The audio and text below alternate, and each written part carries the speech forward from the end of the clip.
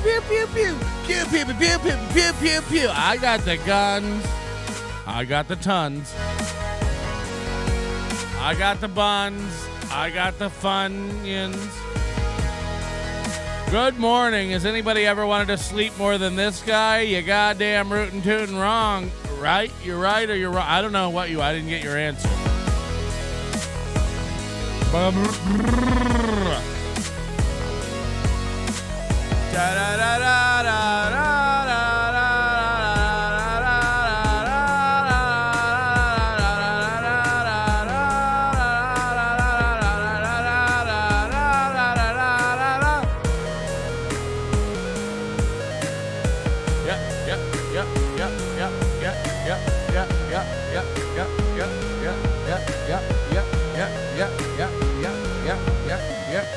You ever get caught in a loop? Okay, good morning, Thursday. Thank you for being here. You know, I know you have a lot of choices of which idiot to listen to in the morning, and thank you for so much for setting your internet to KNLO, the sounds, the sounds of hate. Bleeding through your Dell computer speakers, your Android, Samsung Galaxy Note 6. I don't even know what phones. What's a cool Android phone now? The Galaxy Note 19. What's the cool Android phone that everybody's getting? Bob Sacramento, $13.99. It's classic summer. Why? It's classic summer. Flimsy Greenberg says, get out of my dad. And I think we could all learn a thing or two from getting out of everybody's dad. Are you still hanging out inside your dad? It's a Note 7 tablet. My Jitterbug, my Galaxy Fold 4. Imagine, I mean, how high are these numbers going to get on these phones? Are we going to have an iPhone 27? I don't know how it works. Can I send you another 75 emails? I know you love that. Says principled uncertainty. I was just curious. By the way, that guy you sent me seems boring. I don't really care. I looked at like 2 videos. I was like, oh, this guy's boring as fuck. I was watching a live stream he was doing last night, and you and him were the only ones talking to each other in the chat while a still screen he was just streaming like an image. And it's like the same image with writing on it that he streams all the time. I know nobody knows what we're talking about. This is between me and principled uncertainty in the chat, who I'm almost 100% sure is both certain and principled. I think you have to eventually stop the numbering and call it something cool. The iPhone Nova. Please don't berate the super chatters today, Patrick. I'll do whatever I want, Bueller. I'll sell. You know what we do? We sell immunity here. If you're a VIP member like Steel Toe, we won't make fun of you. But you got to be a VIP member. Maybe we'll sell immunity level memberships, and your name will appear red in the chat, and then we're not allowed to make fun of you. My dad is sitting right beside me. I have not got around to burying him. You just sat him up. Is he taxidermied? Is he you know. The Galaxy Note? Who even knows? Who even knows?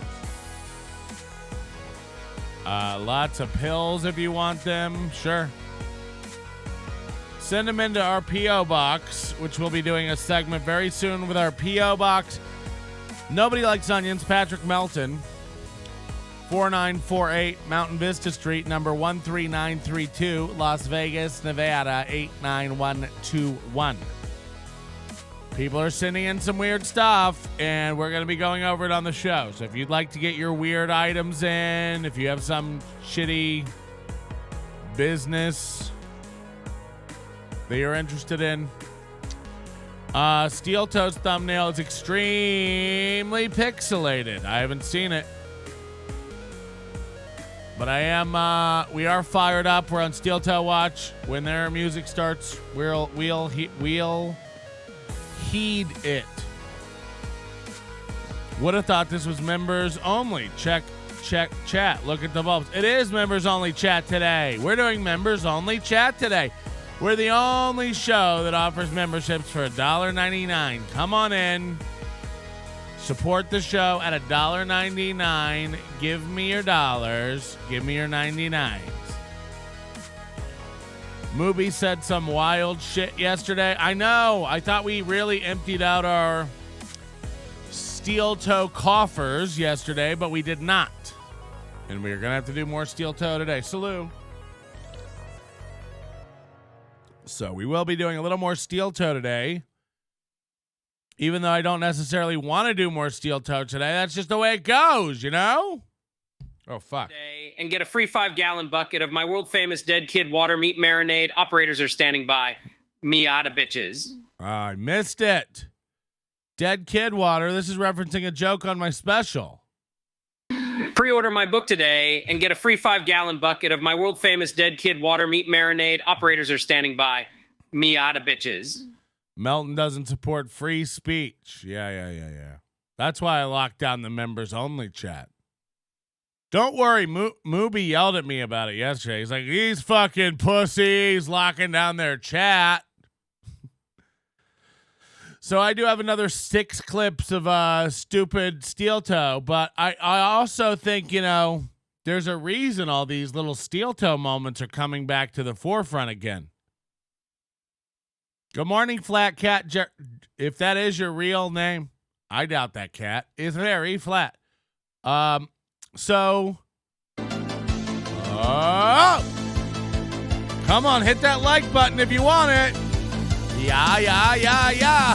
Hey, everybody, welcome to one of the greatest fucking shows. We've got one of Minnesota's worst fucking guys and one of their trashy hoes. They're gonna sit behind a desk. They're gonna talk into a mic. I bet you've never seen anything like it. Hit the fucking like. We need to head to Minnesota to hear what they're talking all about. And I guarantee that they're walking crooked like they've got the gout. They are taking out trash and cleaning up all the scrimpy eggs. And April showing off tits and wearing short skirts so we can see her legs. It's time for Mooby and the Scrimp. It's time for Mooby and the Scrimp. We know that they like to get along and fuck. They're always talking about it. You can get 1,000,000 entries, press your luck. We need to hear what they are talking about. Listen to the man. He hates the blacks and he hates all the fucking trans. Okay, come on. Good morning, everybody. You are also very pretty. April has her cum glasses on. You deserve it. Hi. Let's give it a test. Good morning, everybody, and welcome. Come on. To the Steel Toe Morning Show. It sounds good. You know what I'm giving that? 82% of the way there. Generous. 82% of the way back. I think by tomorrow, we're going to, he's got his breast binder. He's got his titty masher on today. Last time I went to the gym, it fucked everything up. So, we'll see, but I think by tomorrow, it could be all the way back. Welcome. Good morning. Great to have you. excited for another episode. You can always tell because he has to have an undershirt on to like support it. Look at it. Those days. We got a Mooby Buster. I have to resign myself to the fact that a lot of this stuff I wanted to get to today will have to be gotten to tomorrow. We'll get there, though. I got Demi Lovato. I love Demi Lovato. Unironically. I know you do. I loved her when she was a hot, sexy heroin addict. As you do. I loved her back then. I thought she was great. But then she turned into a boy. No, she didn't. Right. It's do okay. What you have to. Like, I'm totally. Who called it? How did you know they'd be talking about trans people today, Patrick? Who knew? If they talk about black people, your bingo card is full. Chubby kid from the Goonies. Right. What did sobriety cost you? Everything. It's like when Balian asks Saladin at the end of Kingdom of Heaven, he says, "What is Jerusalem worth?" And Saladin turns over one shoulder and he says, "Nothing." What and does he that turns mean? over the other shoulder and says, What does that everything. mean? And What does that's that kind of mean? sobriety for Demi Lovato. What does that it was mean? worth nothing because she lost What all does of her that looks. She wasn't mean? hot I anymore. wish I knew how to quit her you. head got What wider. does that mean? I don't even understand how that's possible. Her He skeleton. really does look for any excuse to like to shoehorn some irrelevant movie quote into everything. You know what I mean? Like, Jesus fucking Christ. For having. Wait, no. The sugar cookies. No. She didn't do sugar-free frozen yogurt. She found a frozen yogurt place that sold sugar-free frozen yogurt, and she yelled at them and put them on blast online for fat shaming. Even though they had it there for diabetics who wanted to have frozen yogurt. So what I'm trying to say is she went down a rough road. She had fun. All right, so they're off to the races. Welcome, everybody. Thanks for being here at the Nobody Likes Onions program. Do me a favor, hit the like button, share the show with a friend, tell somebody about it. This has become very personal now. We're gonna bring Steel Toe down. No, we have to. I don't like when people argue and they're not honest. I don't like when Steel Toe does this. Look, Steel Toe, I believe, gets just a fraction more. Look, they get more live viewers by like 100 to 150 every day. And on average, I would say they probably, on average, get 200 to 500 more views per morning show. Now, over the last week, if you go look at their morning shows and our morning shows, we beat them 75% of the time in the past week. I did a little quick comparison last night. But their evening show is stagnant, 1,500, 1,600. Their evening show gets 200 live viewers. It is bleeding. They are hemorrhaging money. We were talking on our Discord the other day, and some of the most, ardent Steel Toe supporters and the most vicious watchers of Steel Toe all agree. Where have all the big guys gone? There are no more big tippers over there. David Chandler is dead, for all we know. You could always count on David Chandler to swoop into Steel Toe. At the end of the day, if they were $50 short of the goal, $75 short of the goal, $150 short of the goal, David Chandler would swoop in and make the goal happen. You need 80 more? Here you go. You need 60 more? Here you go. You need 150 more? Here you go. That's what David Chandler used to do. It's not so much that every day he gave this amount or that amount, but he would swoop in and make the goal for them. He's not doing that anymore. He doesn't do that at all anymore. He's gone. For all intents and purposes, David Chandler's dead. So I believe the reason all these little moments are bubbling up again when it comes to Steel Toe, look, we pretty much we're moving off steel toe. We're done with steel toe.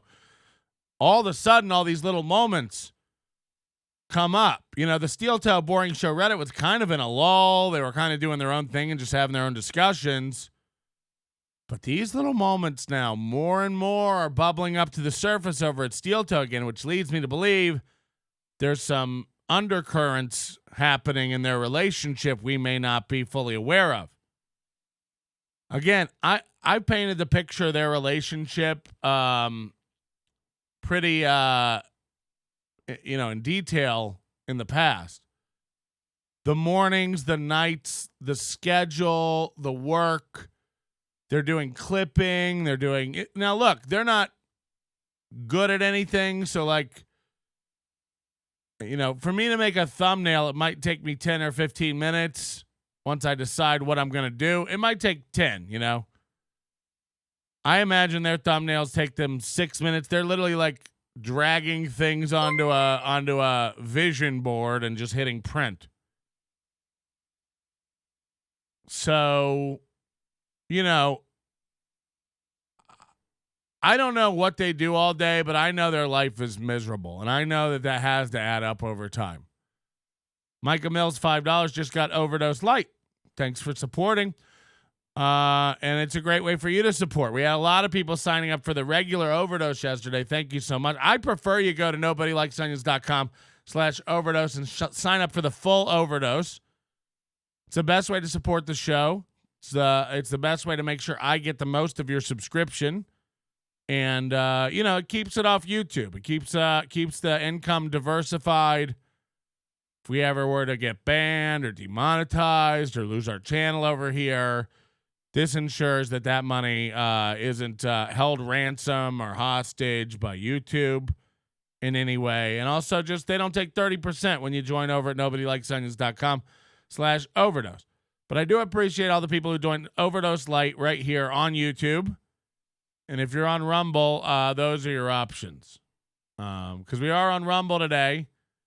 And the Rumble chat's wide open, baby. We're members only chat in YouTube today. And you might wonder why, but we like to get back to members. And we like to differentiate who's not poor. We Nobody Likes Onions, if anything, is a celebration of the unpoor.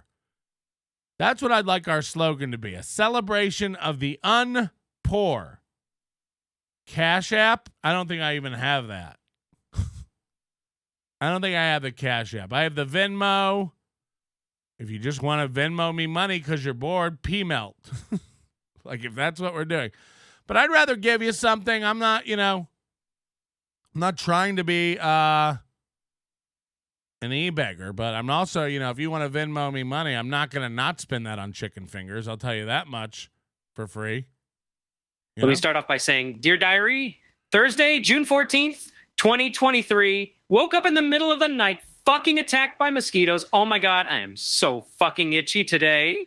Between the mosquitoes, the fleas, the ceratopagonidae, centipedes, ticks, Corey Adams, Bahamian tarantulas, all this shit I have to put up with is nothing compared to my disdain for Patrick Melton on Misery Loves Company. Hey! I'll eat a piece of bread littered with bed bugs before I'll super chat a show that fat boy is on again. Come on. Did you say my name, Skarika? I'm seriously still all fired up about Wawa's Hoagie Fest. It makes me want to sing the jingle on a live stream to 4 people on one of those people watching me. Drunk on cringe. Hey, drunk on cringe. Lick a swollen nutsack until it bursts, my boy. Oh, hey, David Skywalker. What's up, dude? Good point. It's a classic summer. Whoa, it's classic summer. Whoa, it's classic summer. The Wawa Hoagie Fest, it's classic summer. People hate that song. I can't get it out of my head. What about you, Moobs? I'm a bitch. April, get out of my dad right now and get a job. Oh, Steel Toe is going under. $10 gets you 1 million VIP entries on K. I'm a bitch. I'm a bitch. I am a bitch. Get out of my... I can't be your new Chandler Aaron. That says, get out of my pawpaw. And he wrote, get out of my... That's terrifying. That is terrifying. All right. So, look, I'd love to leave Steel Toe behind, but we haven't really talked Steel Toe in quite a while. So yesterday we did some Steel Toe, and today we're going to do some more Steel Toe. I wish I knew how to quit them, but I don't. I truly believe no matter how much this couple keeps lying to themselves, and they are. I used to wonder, does April buy all his bullshit? Like, has he found the only, because he tries to control his chat, his information. He doesn't let anybody, he won't say my name. He doesn't want anybody going over to Nobody Likes Onions. He won't say Melton. He won't say my name. That fat guy, that neckbeard loser, like all my old classic nicknames. That's how you know someone's like scared of what the other person has to say when you're trying to control this information sphere. So I truly believe now that April is fully complicit in all of his bullshit. People are saying she's leaving soon. I don't think she is. Look, she quit her job. She married this guy. It is new. They got married 2 years ago. They've been dating maybe 4. I don't know. But this is not some unshakable foundation of, matrimony that is going to stand the test of time. She's made a horrible error. And I believe every day that creeps into her head a little bit more. A little bit more. And I do think now that she has fully indoctrinated into his horse shit to the point where she is Mooby. She's in full denial of reality, and they're sitting there together going like, what's going on? We're killing it. Why is this not working? And if you go on some site like Social Blade, you'll see around March that while their growth doesn't stop, it sure does flatten out. And I don't know the end game here, but I'm willing to make this prediction right now on June 15th, 2023, year of our Lord. April will have a full-time job again by the end of the year. April will have to go and get a job. First of all, Mooby's not going to get a job, right? No. April will have to go get a job by the end of the year to support the family.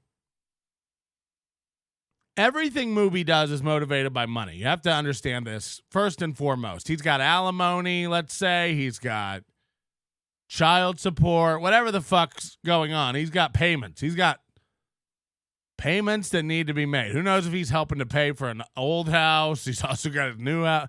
Who knows? I guess Ashley LaRue's remarried. There's probably no alimony, but either way, this guy's got bills. He lets you know about it all the time.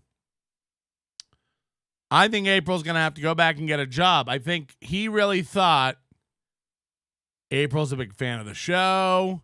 She spent countless nights in Matt's garage consoling me. She'll be a good on-air partner.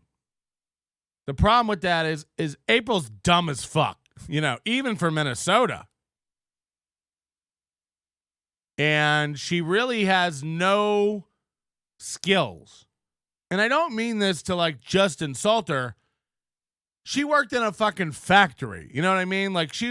And look, you operate machinery. You can't be retarded. But she has no skill. She has no broadcast experience. She has no comedy experience. She's not a good on-air personality. There's no instincts there. There's no comedic timing. She doesn't pipe up. She offers literally nothing. And that's not just on air. It's off. She is the GM, the general manager of Steel Toe Entertainment, whatever that is. She's the GM. That means she should be in charge of the business. She should be in charge of everything going on off air.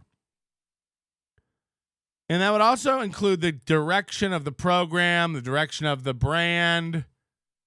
She should be in charge of things like sales, sponsorships, ad reads, promotional materials, the thumbnails, the show descriptions, the clips that go out, customer service, running the merch store. She should be handling any complaints or problems that members may have.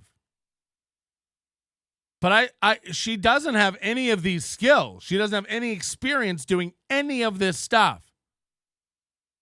There's no marketing experience. There's no sales experience. There's no radio experience. There's no broadcast experience. She can't do web development. She can't make graphics. She can't write copy. She doesn't know any, half the time she finds herself in the middle of conversations she doesn't understand on the program. And the rest of the time she is just a sounding board for verbal cum. Mooby's just jerking off his words into her throat, and she's just catching it on her cum glasses. And the idea was that she was supposed to save him money on a co-host. It was supposed to be the two of them will never have to work a job again. They both run this thing together. I have a feeling he makes every decision in the business. He does all the video editing. He hooks up all the stuff in the studio. He handles all the technical aspects of stuff. I don't think she's even allowed to admin the Facebook page. I'm surprised she gets a wrench next to her name in the chat, And after a while, when the donations stop, the super chats slow down, the memberships fall off, again, all the big whales, David Chandler, Zen Rhino, all these guys aren't forking out $50 to $90 every day anymore. The more and more when you Google Steel Toe, all these other shows come up making fun of them, exposing their grift. It over time eats away at what they're trying to do over there. And April, sink or swim, is sinking fast. And she will, this is my prediction, within months, April will have to get a job. A real job to support this scrimpy, eggy family, because Steel Toe is not doing it. They're probably going to celebrate hitting their 10,000 subscriber milestone. Who knows if it's real or not? I'll let you be the decider of that.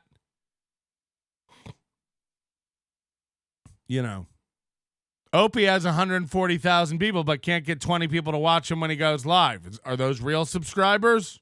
You tell me. Neck and neck with Steel Toe every day with numbers, and I know for a fact we have 1,000 or 2,000 fake subscribers. I know. I saw the jump happen. I know it's not real. I'm not retarded. I think Ty Rivera was involved in it. But we got a big jump in fake subscribers because somebody's trying to make it look like I buy subscribers. So let's say we have 6,000 real subscribers over here on the Nobody Likes Onions channel, and we're matching their numbers, and they're about to hit 10,000. I don't know. I don't know if that's real.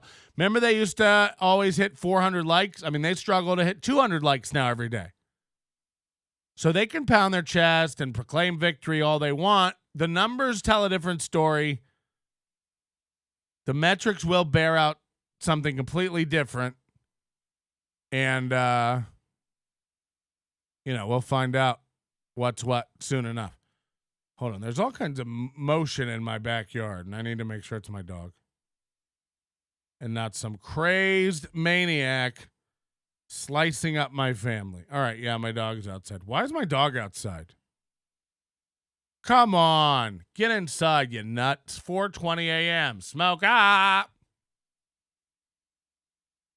So we're going to watch some stuff today. We'll talk about it. But this is my prediction. April has a job within months. And I just now, out of like fun, the whole morning show, me waking up this early, was out of fun to watch Steel Toe start every day and stuff. It's now just part of my life. It's part of the schedule. And we've moved Nobody Likes Onions to a morning show, at least for the time being. So it's now my goal to just definitively spank them in their numbers. Now, look, this is going to take some work. We need 150 more viewers live every morning. That's what we need. We're doing great now. We at the end of the first hour, we're usually up to about 350, 380 viewers. We got to get to around 500.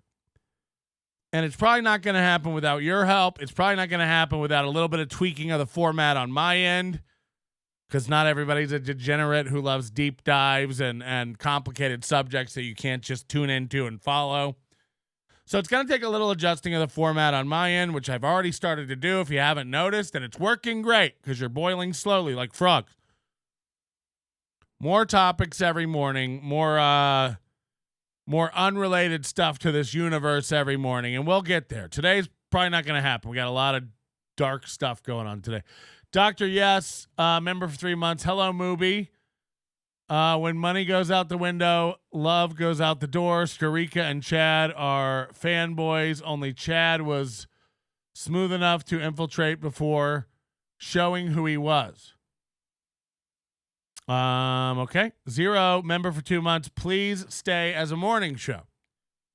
Yeah, so I'm declaring it to be my goal now to try to beat Steel Toe Morning Show definitively across the board in numbers every morning. So this guy loves to do this thing like he's had 18 years to catch up to me. It's like, what?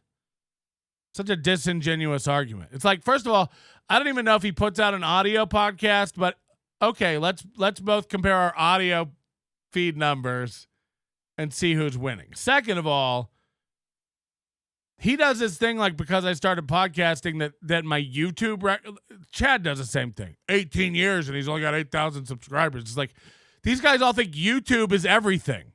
They really do. Like, I can't even fight it anymore. But by that logic, the Steel Toe YouTube channel was created in 2011. So by that logic, you've had 12 years. Where have you been? You know what I mean? Like, it's not genuine. This show started doing live shows and paying attention to YouTube in 2021. That's just a fact. We didn't really give a fuck about YouTube until 2021. And if you want to be really honest, we didn't even fucking try over here until this year. With Steel Toe.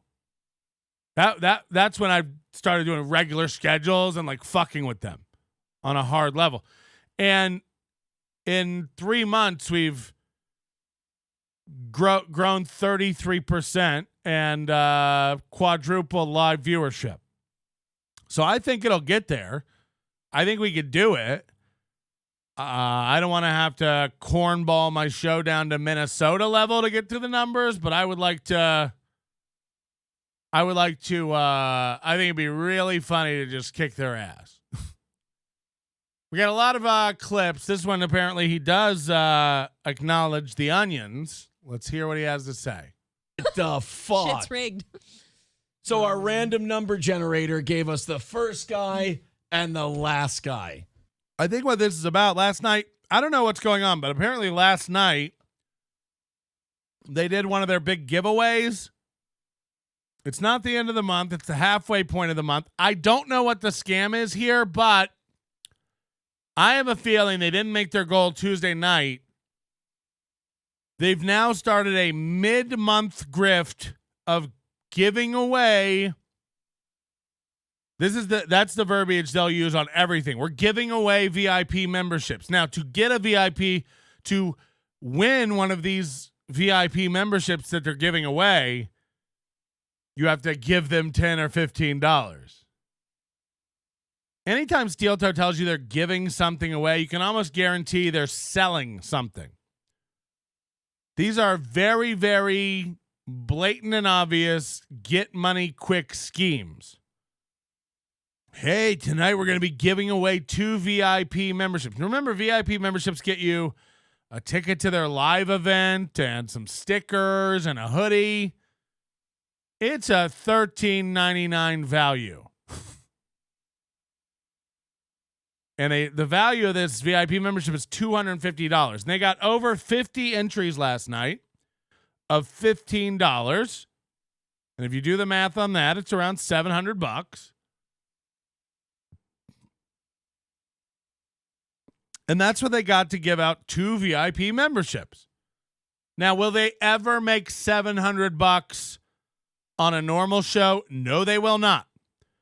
And after they send out 2 hoodies and some stickers, they've spent about $50. They've pocketed about $650. Make no mistake about it. This is a get rich quick scheme by them. This is a holy shit, we got some bills due. We need $500 cash real quick. Let's run a contest. No matter what anybody tries to tell you about, oh, Patrick didn't get their lottery shut down. It's like, it doesn't matter. It doesn't matter if the government steps in or YouTube steps in or any of this happens. It doesn't mean anything. What they're doing is against the rules, and it is against the law. What is just is. It doesn't, like, look, people rob stores every day. People walk out of Walgreens with deodorant and Tide Pods, and they get away with it. Does that mean it's not illegal? No. No, it doesn't. It means they're such small fish, nobody gives a shit. Honestly. But you're not dumb, and I'm not dumb. So we see the grift. We understand that while they pretend to be giving back to their community, they are, in fact, pocketing more money on these prize nights than any other show. This giving away a VIP membership, but you have to give $10 to win it, is insane. It's nuts. The only way to give something away is to give something away. You just have to give it away. Give it away. Give it away. Give it away now.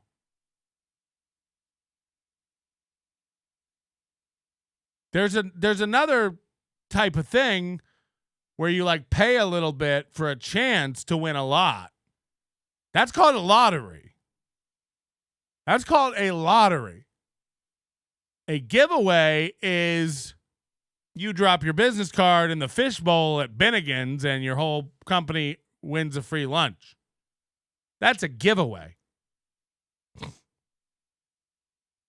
If you have to buy something for a chance to win something, that's a raffle. Now you're raffling something. But I'm sure I'm mistaken. You tell me, April.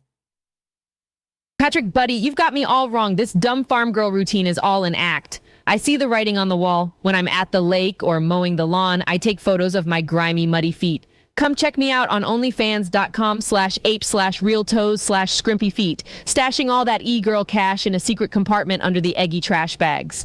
He Smart. never touches the garbage, so it's safe there.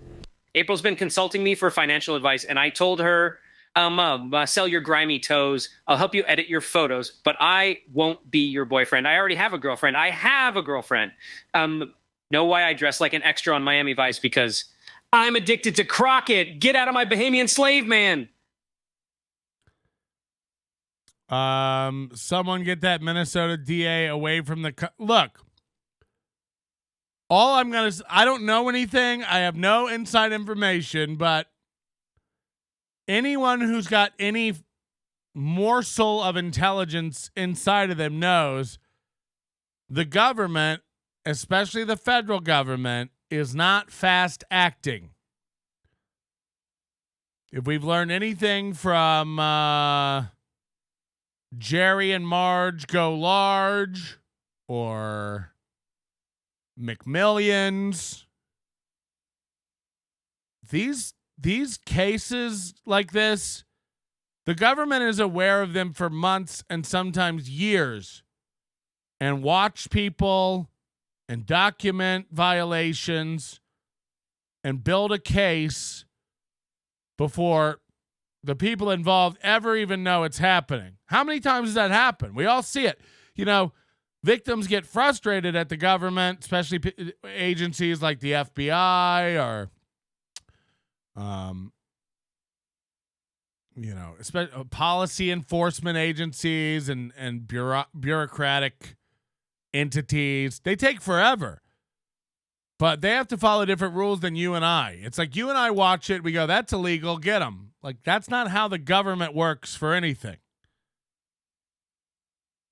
So a lot of criminals walk around pounding their chest about getting away with stuff. You know, how many times have you seen the article where the drug dealer like is posting piles of money and pictures of drugs and they're tagging the location of their warehouse on social media for a year before the raid happens, you know?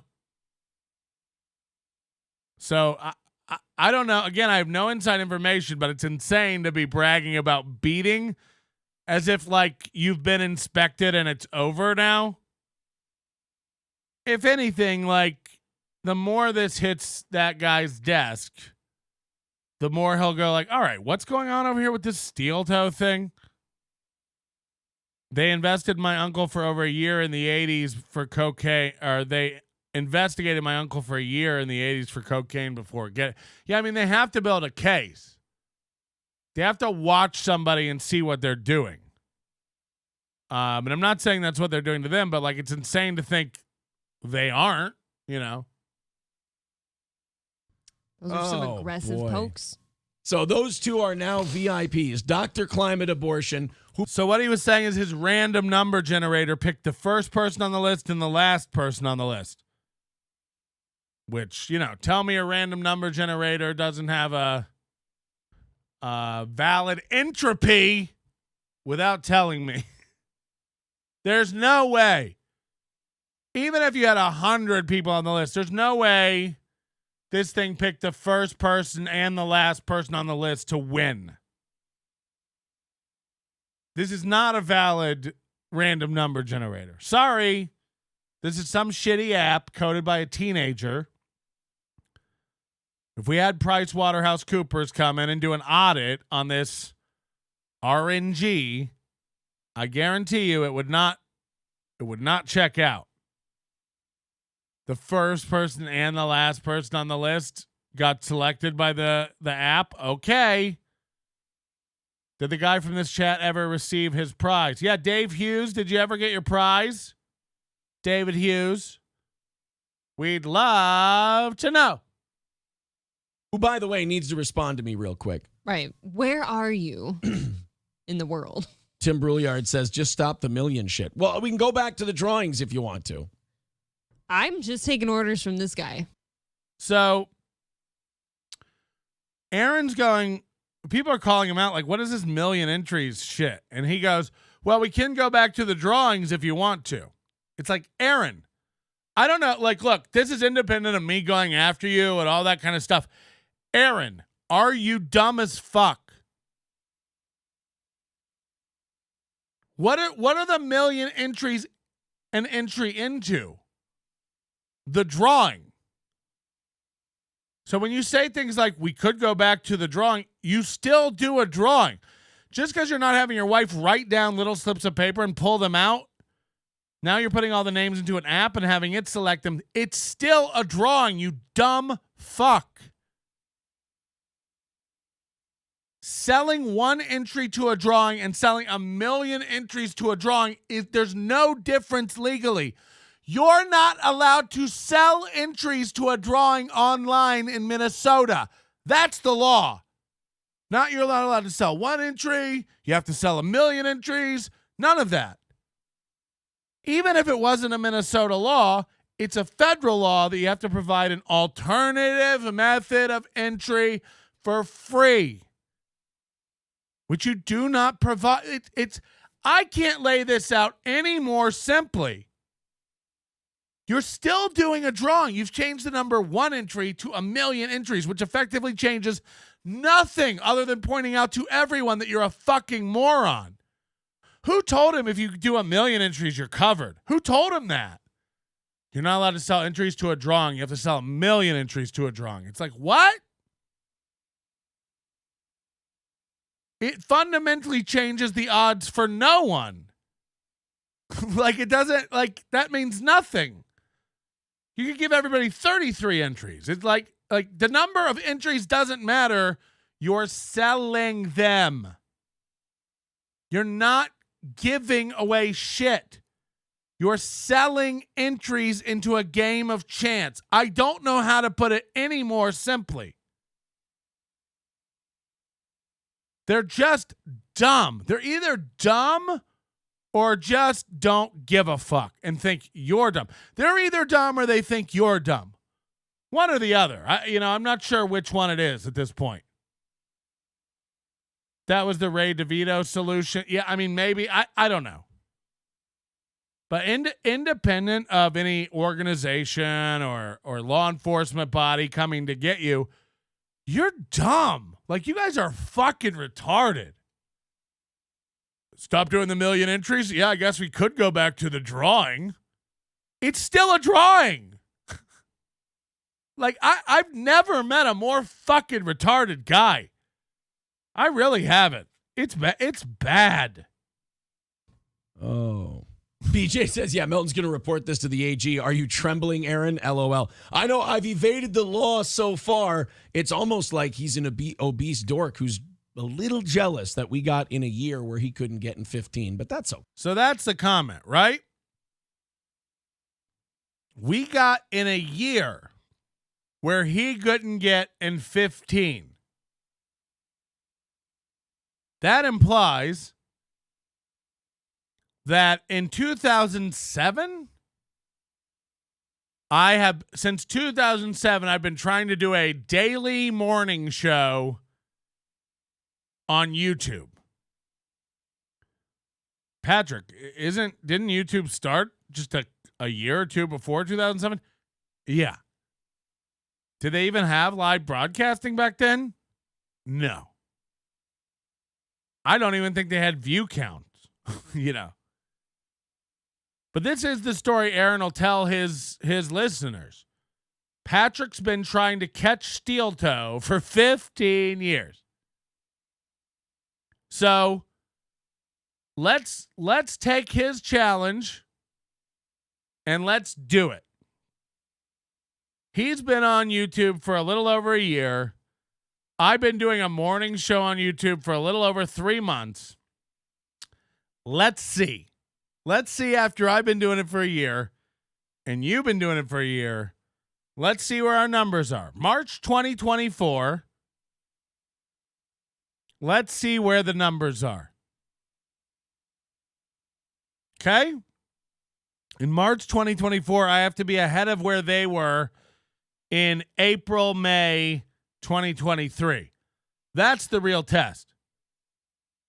That's the real test because I have a feeling I'm going to blow by them in 2 months if the trajectories stay the same. Go look at it. If the trajectories of both of our live numbers and our watch numbers stay even remotely on the same tracks they're on, you will continue to decrease slowly and I will continue to increase slowly.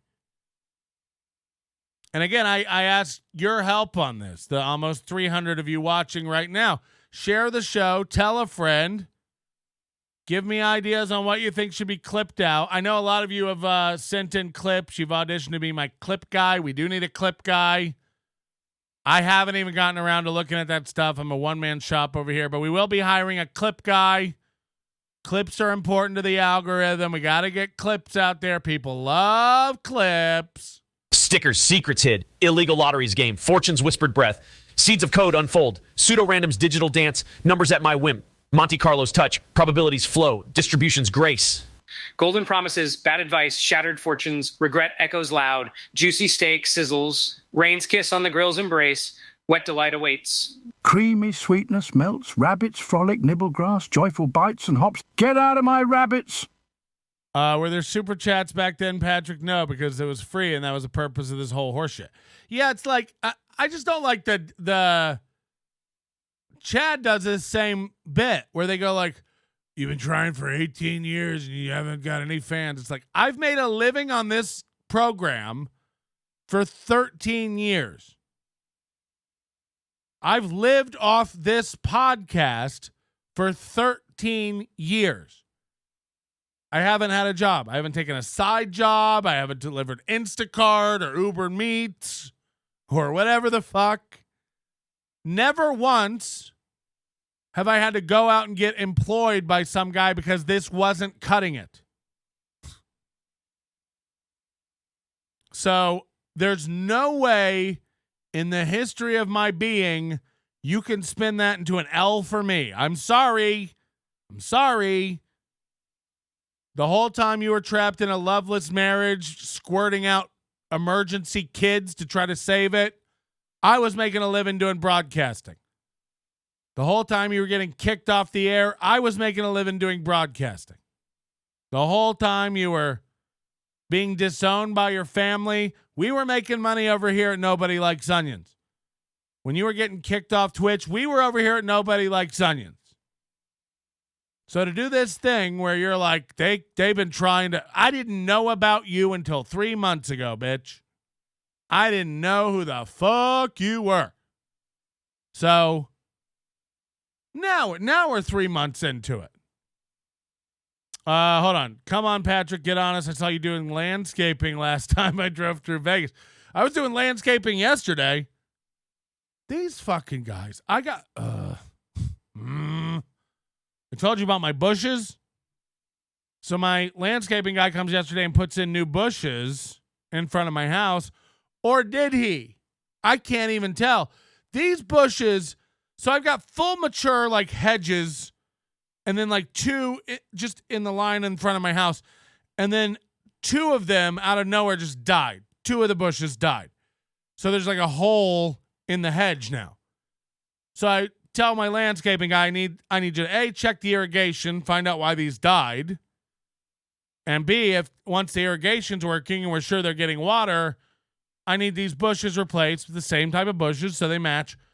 This guy comes yesterday while I'm taking a nap, puts in these two new bushes. They are baby sprouts of bushes. $250 for two bushes. These Mexicans, they know what they're doing. It looks insane. These are going to take 9 years, I would imagine, to grow to match the other two. And my house is only 4 years old, so I know that those bushes didn't like grow up from little seedlings. Don't pay. Come on.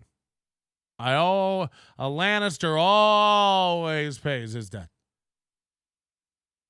Hey, Patrick, what about the sweat job at the Apple Store and the fashion show mall? I didn't go back. I let him keep my watch. I never went back and got it.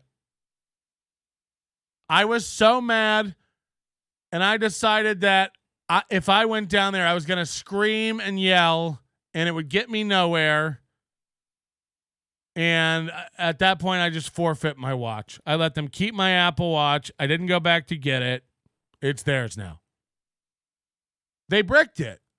What am I going to do? Put it in a drawer and keep my Apple Watch? It made me so fucking furious. But I decided for my mental health and time and well-being, it's not worth me going down to the Apple Store, screaming at them, and getting back my brick watch. What would I even do? It would get you nowhere because of the language barrier. Hold on, what is this? Look what people type. This is insane.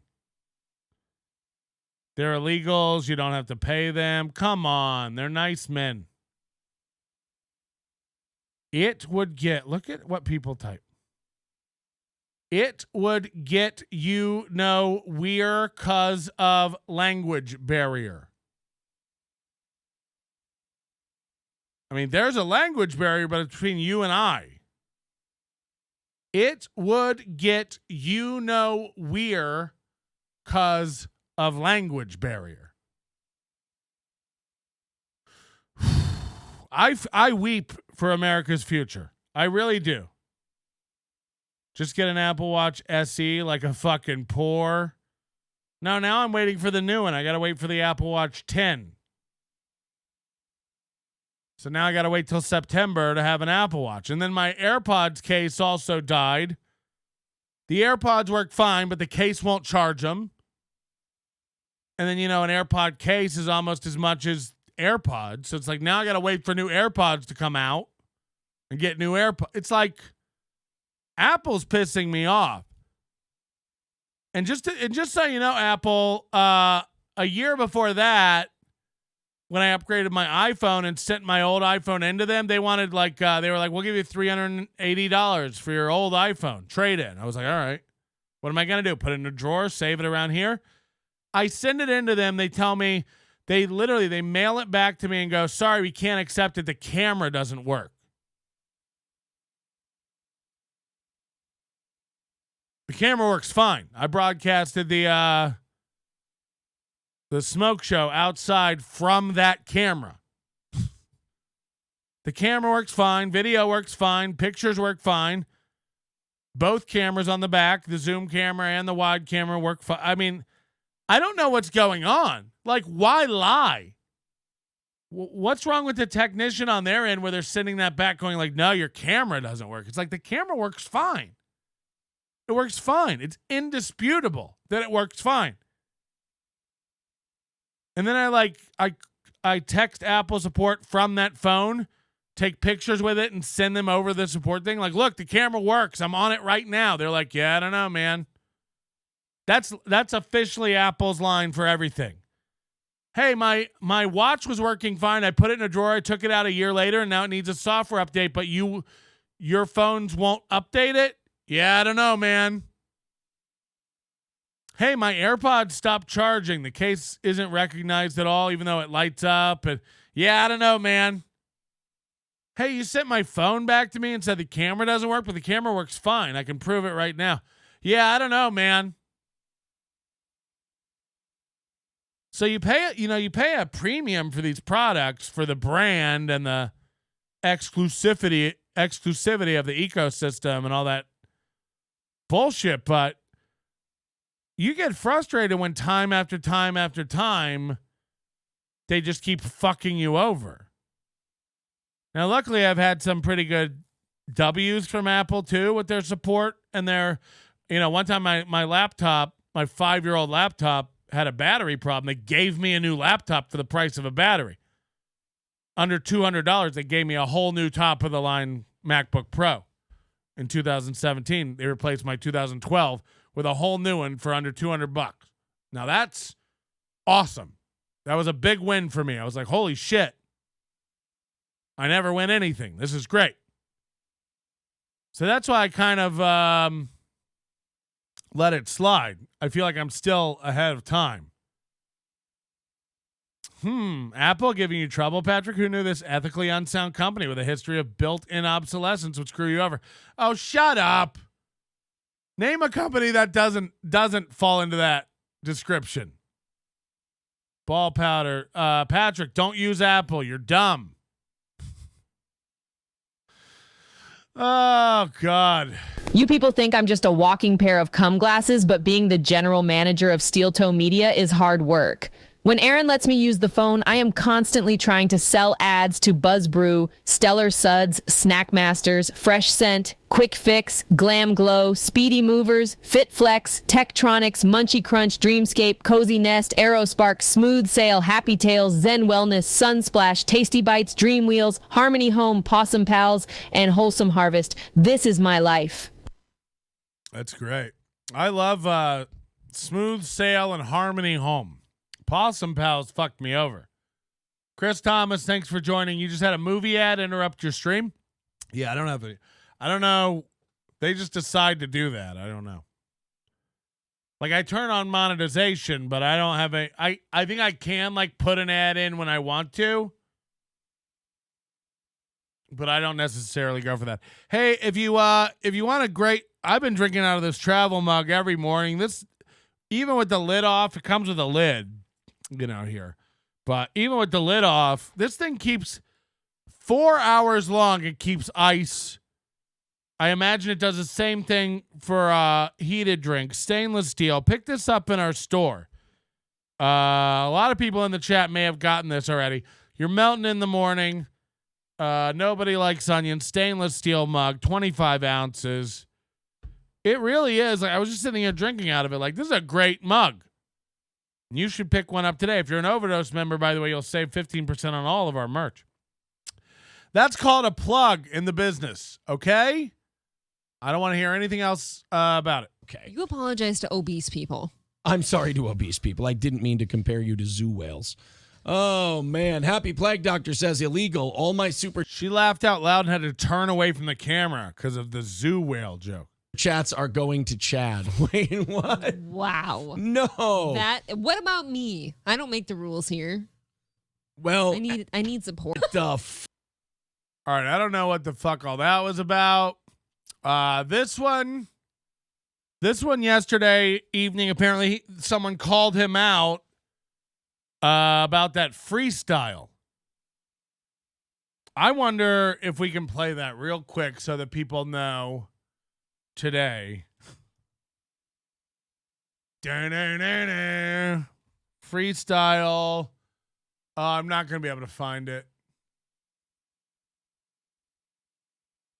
Bret Hart. I'm not going to be able to find this. Let me go into my history because I already cleared it out of my sheet. Hold on. It's really worth it, so we should find it. Oh, it was on Steel Toe Boring Show. I believe it was on the Reddit, not on YouTube. So I got to find the Reddit where he tries to freestyle.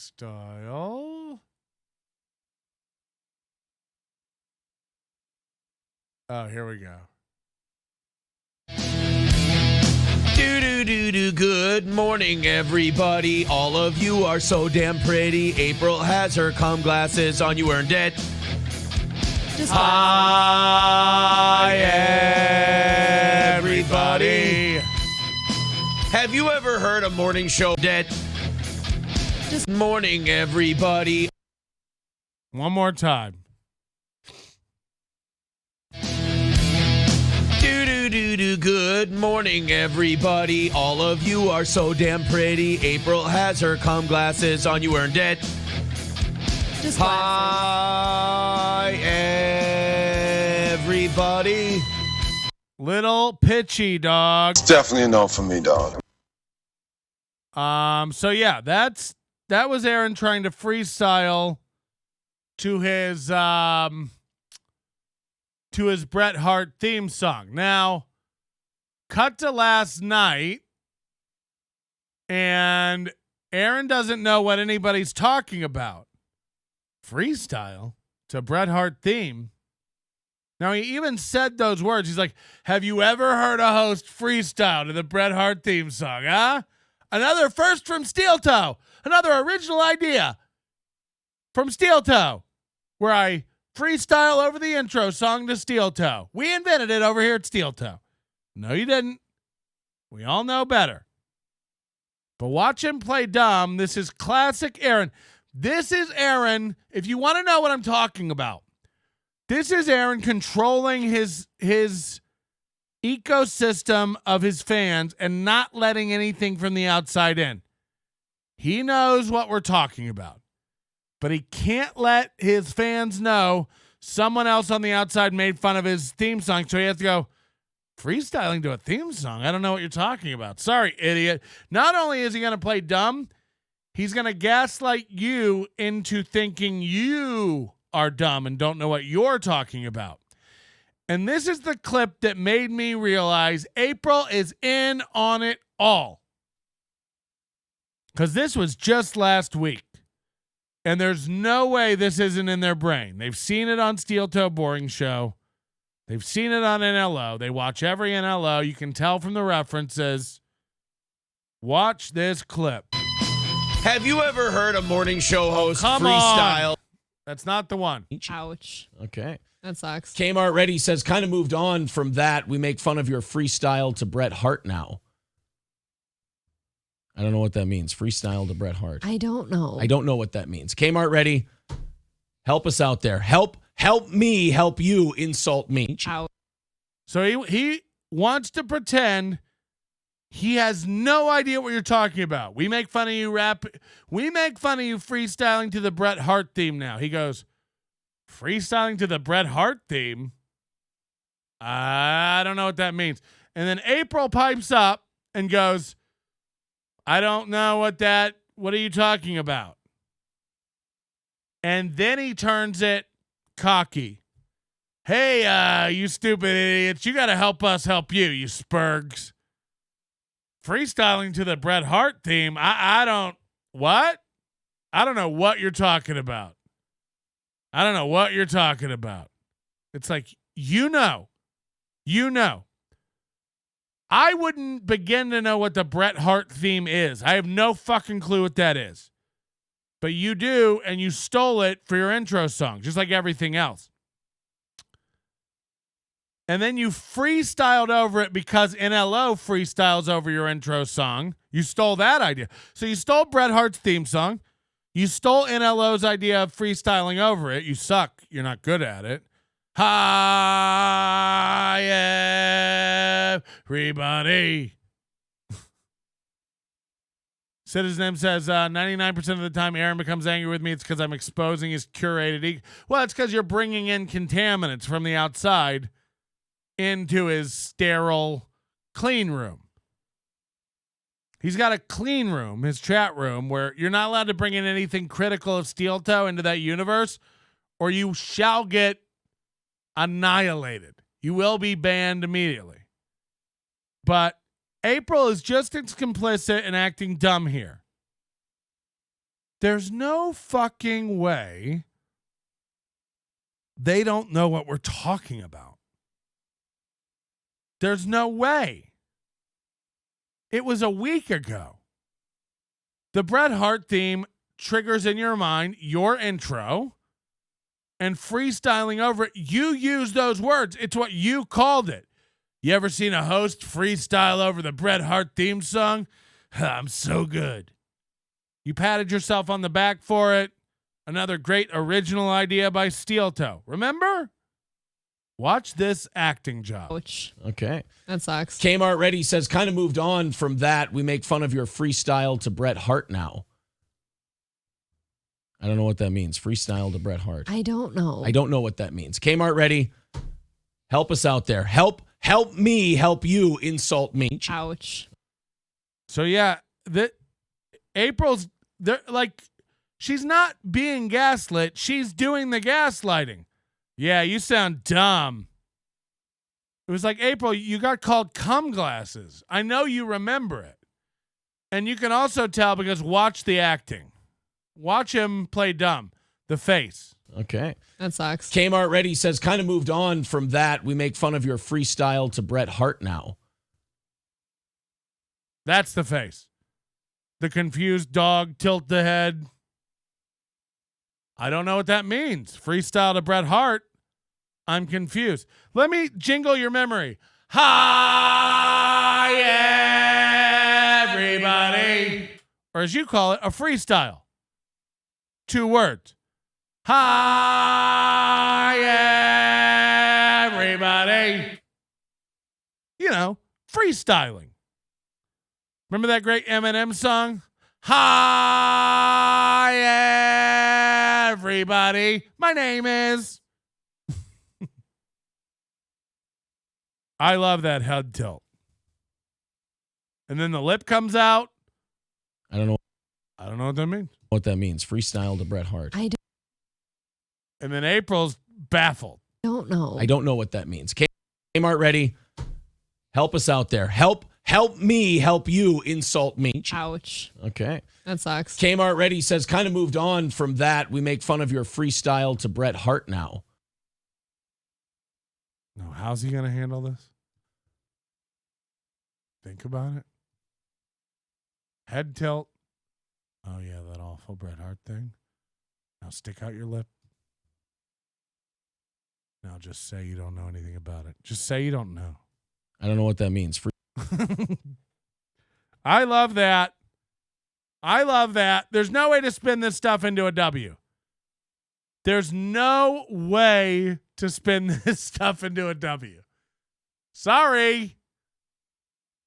Another one about their underground casino. See, this is what they do to get away with their crimes. They go like, yeah, apparently Melton said we were running an underground casino here where we have a cash cage and casino. It's like, no, he didn't. No, he didn't. He said you're taking entries and selling them to an online drawing, which is illegal. That's all I said. But listen to what they say. I say. Got to make sure we make this count because I'm going to jail. You know, all those Spurgs back in February, they discovered that Steel Toe is actually, we have like an underground number. I don't think we were doing anything with Steel Toe in February. I don't think we were really involved in February, but I may be wrong. There's a dice system going. We have like underground casinos. I get him. Yeah, they said we have a numbers and dice system going. We have an underground casino. Did we? Is that what we said? I don't think I remember saying that you had dice and an underground casino. So they make up this like straw man argument and then knock it down. Like those idiots. Remember when they said we had a casino and a dice game and stuff? It's like, no. I don't think anybody ever said that. That we host big gambling events in. That's and fine. they were reporting us to the authorities, and the authorities were going to slap the cuffs on me, roll up in the black and white, take me out. I have not been arrested yet. I have not heard that they're going to arrest me, but it could happen at any time. So this could be the last time we give you guys hundreds and hundreds of dollars worth of Steel Toe. This could be the last time. Listen to the language. This could be the last time we give you guys hundreds and hundreds of dollars in Steel Toe merch. This could be the last time we give you merch. Sorry, we're just trying to give people merch. All we do over here is give out merch. We're just giving merch. And they want to make it like we're doing something bad. First phone call of the day. Hello. It's Dice. Hey!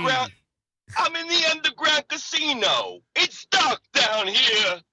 They said we have a dice game. Oh. Oh, shit.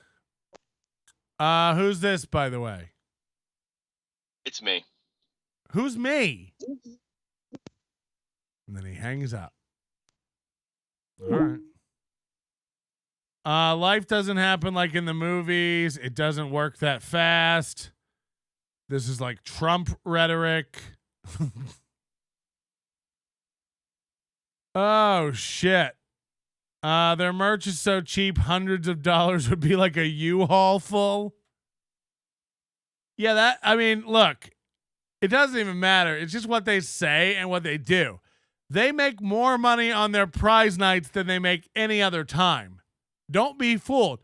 And all you have to do is count the entries. So listen to him say it again like, Jesus, we're just trying to give out prizes. But then watch what he says after that. Going to arrest me, but it could happen at any time. So this could be the last time we give you guys hundreds and hundreds of dollars worth of Steel Toe merchandise and a VIP package. So could be the last one. $10 on PayPal, $15 in Super Chats gets you 1 million entries into a VIP drawing that we're going to do at the end of the show tonight. We do this every once in a while when we're like, that's all there is to the crime. Everything he just said is all you need to know. That's the admission of the crime. $10 PayPal, $15 Super Chat gets you 1 million entries into a drawing at the end of the show. You just broke the law. You just broke state law. That's it. What you just said, that breaks the law. It also breaks YouTube guidelines. Like, it just does. It doesn't matter if anybody reports you. It doesn't matter if you ever get caught. It doesn't matter. None of that matters. You are breaking the law. And not only that, the more egregious crime in my book is just literally lying to the people that support you, lying to your fan base. And everybody who gives $10 to be entered into this is like retarded. You're dumb. First of all, there ain't hundreds of dollars worth of Steel Toe merch. They have 2 shitty t-shirts and a hoodie. You know, that's their, like, you join the VIP, you get every t-shirt we have and every t-shirt we ever come out with. You get tickets to our live events. Like, they don't have live events. Go to steeltoeentertainment.com and go to the events page. They have tickets up for sale to their 2021 event. Now, they have an event coming up in 2 months, but they don't know how to edit their website. They don't know how to sell tickets on their website because they can't get into it. I'm fully comfortable now just saying that. I don't think they have access to their website. I don't know if they don't own it. I don't know if someone else set it up and bailed on them like people do to Chad. They don't update their website. There's no new info over there. There's, you know, if you go to the Watch Live page, it's Twitch, which they haven't been on in 2 years. They're turned off. They're checked out. They don't put any money back into this program. They siphon it out. I can't believe he bought a mic arm. Honestly, that's the biggest investment he's put into this show in forever. The fans of that show are so brain-meltingly retarded, so fuck them. Yeah, I know, but it keeps their whole grift going. Lance says, I'm watching Steel Toe on another screen, and he just said he wants to box Patrick bare knuckle and bare ass. I mean, if he said that, I can't wait for that clip. Send it in. Bare ass? Ugh. First of all, you don't. Again, these guys, like, Aaron learns, like, boxing, like, you know, technical boxing in a match. It's like, do you think if we fight bare knuckle in the street that, like, you get to go to your corner and spray water in your mouth? There's no way this Gumby-looking motherfucker could do shit to me in a real, like, how fast would I have this fucking idiot on the ground sitting on his chest just pounding Drunk on cringe, eat a dick, my boy. Ha ha. Gonna have to start an OnlyFans soon. Scrimping ain't easy. Get out of me, Dad. This is my hole. Patrick, fuck you. I'm losing money and have a terrible website. I'm too much of a bitch to face reality. This is my life. Get out on my dad. I'm a bitch. I'm a bitch. I'm a bitch. Get out of my... I have another theory, too. I was thinking, if you go back even just a few weeks ago, in the morning when Steel Toe goes live, that song that I freestyle over, it's time for that song. They used to play that for like 3 minutes. We could do like really long freestyles over it. I don't know if you've noticed now, but it's like 10, 15 seconds, barely one iteration. I barely even get to do a chorus. It's time for it. That comes by like one time now. It used to come up several times. I think he knows that we're watching and freestyling over it. It annoys him, and now he doesn't do as much of a pre-show. He doesn't do as much of a pre-loop. He doesn't hit that broadcast button until he's ready to go live, and then he immediately goes into the Bret Hart thing. I may be wrong, but I tend to pick up on little things like that, especially since I'm the one who freestyles to it. It's not as long as it used to be. I used to be able to freestyle to that for a couple minutes. Now I barely get through one verse, and the show starts. Insecurity? I don't know, but something I've definitely noticed. We're about to make a VIP order, and we maybe have less that month than we did the month before. We'll go, you know what, April, what do you say we give one away? pump up that order. We'll do a little giveaway night, and basically what we're doing is any people who enter 30, like if there's 35 entries or more, the extra will go towards tomorrow's goal. If we get to 50, we're going to draw 2 VIP spots, and then anything over 50 will go towards tomorrow's goal. So, guys, thank you. Appreciate it. If you want to get in on that tonight, $10 PayPal, $15 Super Chat gets you 1 million VIP entries, and we will draw a name at the end of the night. So let's get into the chat. Let's talk to you guys, and then I'll get April some of your names. So, again, like, this should be going on behind the scenes, but they do all the administration for the stuff on the show. And I want to know what they mean by that order thing. Sometimes we have a VIP order going out and it's not very big, so we need a couple more. We're like, what? Fuck it. Let's give away a VIP. What do they mean that they have an order coming up for VIPs? Let's start the champion on that. The extra will go towards tomorrow's goal. It's 1 million entries into a VIP drawing that we're going to do at the end of the show tonight. We do this every once in a while when we're about to make a VIP order, and we maybe have less that month than we did the month before. We're about to make a VIP order, and we have less that month than we had the month before. What does that mean? Can any steel toe diehards in the chat tell me what is the monthly VIP order? Now, Citizen M is piping up and saying, no, VIPs get any and all new merch. It's like, first of all, that's it's $250 for a VIP for life, and they get all the new merch you ever come out with. That's a horrible value for them. But also, Citizen M, they don't have any new merch.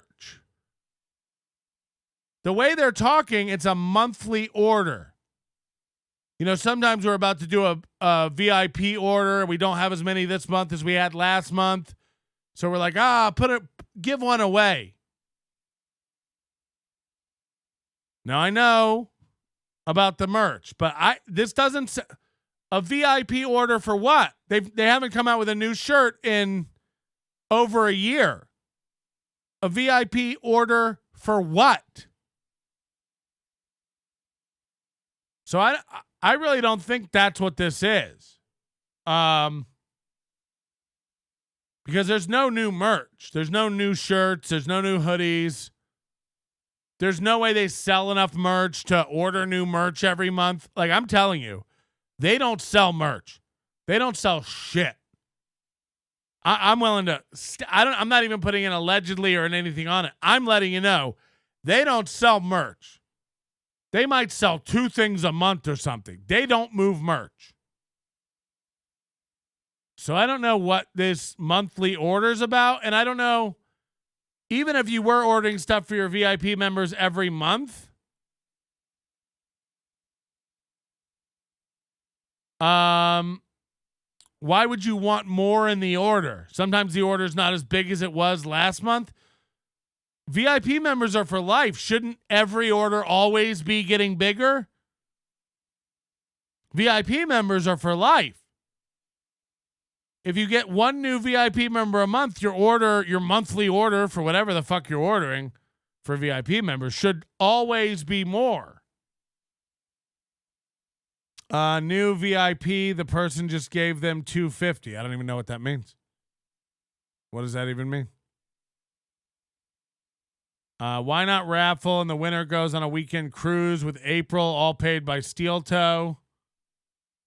I think Aaron means once a month he sends out merch to new VIPs. His language is deliberately vague and conflicting. It means they didn't scam enough at the end of the... Hold on, but he has to order... Like, if they get 2 new VIPs, they order 2 shirts? That's how they order blanks, 2 at a time? Because, again, there's no way they get 10 new VIPs a month. Again, people are going like, they need to reach a minimum purchase quantity or amount. Of what? Of what? There's nothing new. There's no new merch. What are you all talking about? Monthly or there's no month. There's certainly no monthly new merch. So I hear what you're all saying, like, no, VIPs get the merch. I understand what they say.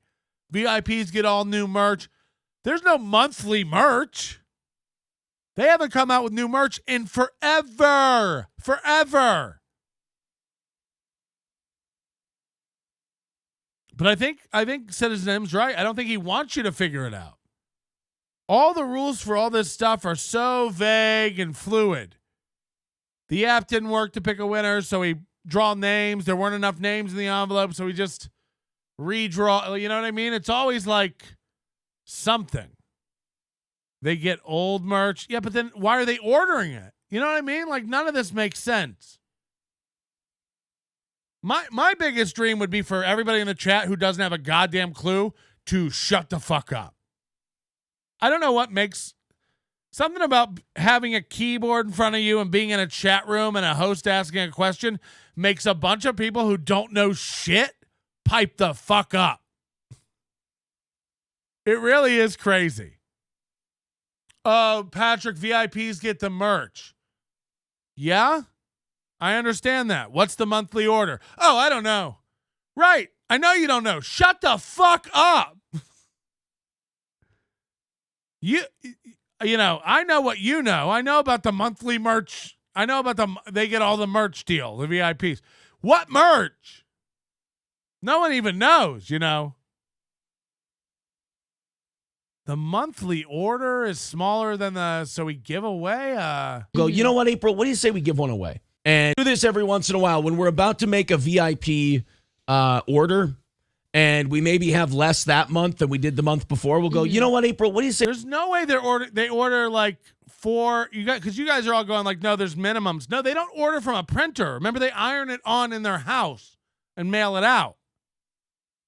So do they order like 4 blanks? They order like 4, Fruit of the Loom hoodies, black hoodies. And they're like, we really should do a half dozen. We should do 6. Yeah, so I don't know. I wish I knew. I wish you knew, but none of us know anything. And it's goddamn frustrating, I'll be honest. A lot of the time. Aaron will never help me get my coffee out to the world, so David Scarica and David Chandler are funding it. We have shopped it around to many independent coffee companies, namely Jittery Beans, Frothtopia, Caffeine Frenzy, Bean Boozled, Brouhaha, Espresso Insanity, Mocha Mayhem, Wacky Wake Up, Cup of Craziness, Roast Rampage, Steamy Shenanigans, Foam Fiasco, Cappuccino Crazies, Sip of Absurdity, Coffee Catastrophe, Delightful Distortion, Aroma Anarchy, Bean Bedlam, Brews and Banter, and Morning Madness. I earned it. Get out of my beans! It would get, weird because language barrier. Makes sense. For more financial advice, sign up for one of my newsletters. Cash Mirage, Wealth Whimsy, Fiscal Folly, Money Monkey Business, Profit Paradox, Capital Clownery, Investment Insanity, Cash Flow Circus, Saving Shambles, Fun Fiasco, Wealth Wackiness, or Dollar Delusion. Dollar Delusion. I was busy, but heard this entire thing. No matter when you become a VIP, April only sends stuff out monthly.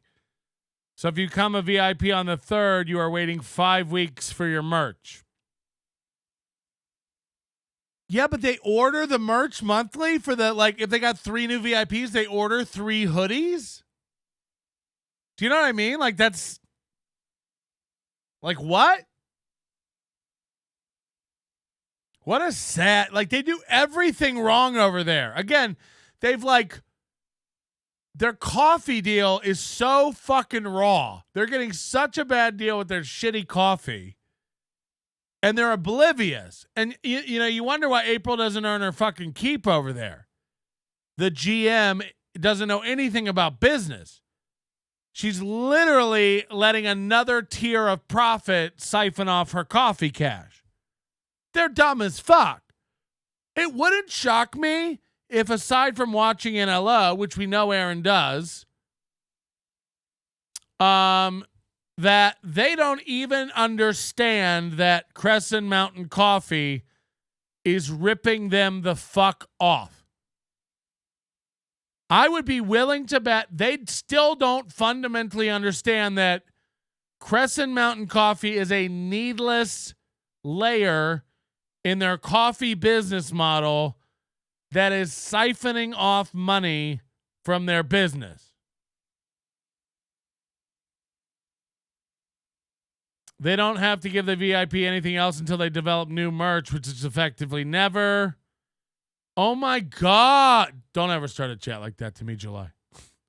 Oh my God, they order per each new dumbass that gives them $250 for the first time.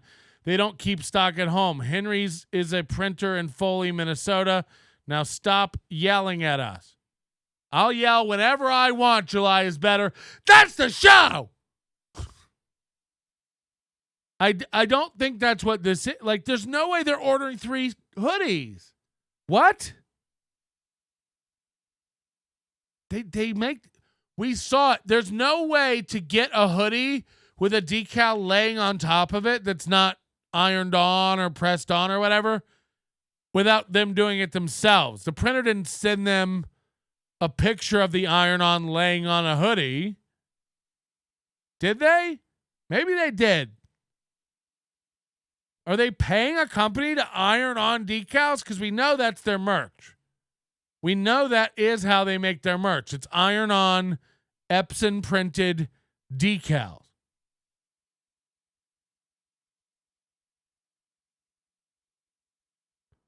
I refuse to believe they're calling a printer and going, we had 3 new VIPs this month. We need 3 new hoodies. Call Henry's? Is that who they use? Do we know that for sure, July? Let me know. It sounds like you're supposed to get new VIP merch when it drops if you're a VIP. So why would they drop new merch? They already have. Yeah, again, you know, I sell shirts for $25. You become a VIP, I have to send you a new shirt every time we come out with shirts. It's retarded. It's not an annual fee or anything. Zen Rhino is definitely taking a percentage of that coffee too. I don't think Zen Rhino's involved. He just got them hooked up because they're dumb. I've heard it's a lifetime membership. I've also heard it's a monthly, so I don't know. As long as they don't send you the wrong hoodie, Colt. Now you don't get down on my girl April. She's busy mowing the lawn and taking out the trash. Back off. Merch is delayed this month. The iron died. I'm baffled by it. Aaron has a shirt with a Nike logo on the shoulder and a steel toe logo. No printer is printing on Nike shirts. I mean, that's not true either, Moody. When you go like to a printer or an embroiderer, like if you were going to get shirts made for your company, you can pick the blanks. You know, when I've had embroidered polo shirts made before, you can get Nike, you can get Cutter and Buck, you can get, you know, you can pick your blanks, but we know that, yeah, I mean, I understand what you're saying. He bought that at a Nike outlet and they ironed it on at home. Even if you buy a Nike, even if they bought Nike shirts for their iron-ons, it wouldn't have the swoosh up here. Like it would just be a Nike blank. So I know what you're saying, but you can also get blanks from brand name companies. It's all about getting the most amount of money at one time. What you get doesn't have to make sense.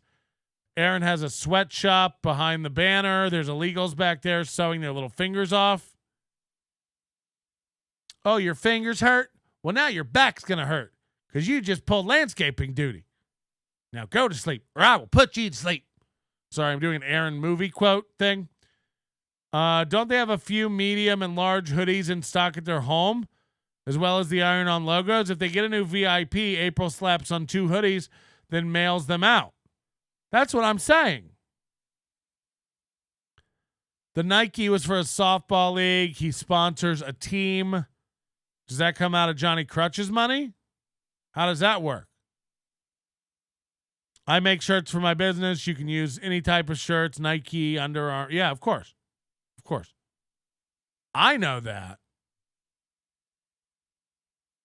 Okay, so somebody clipped this one from yesterday.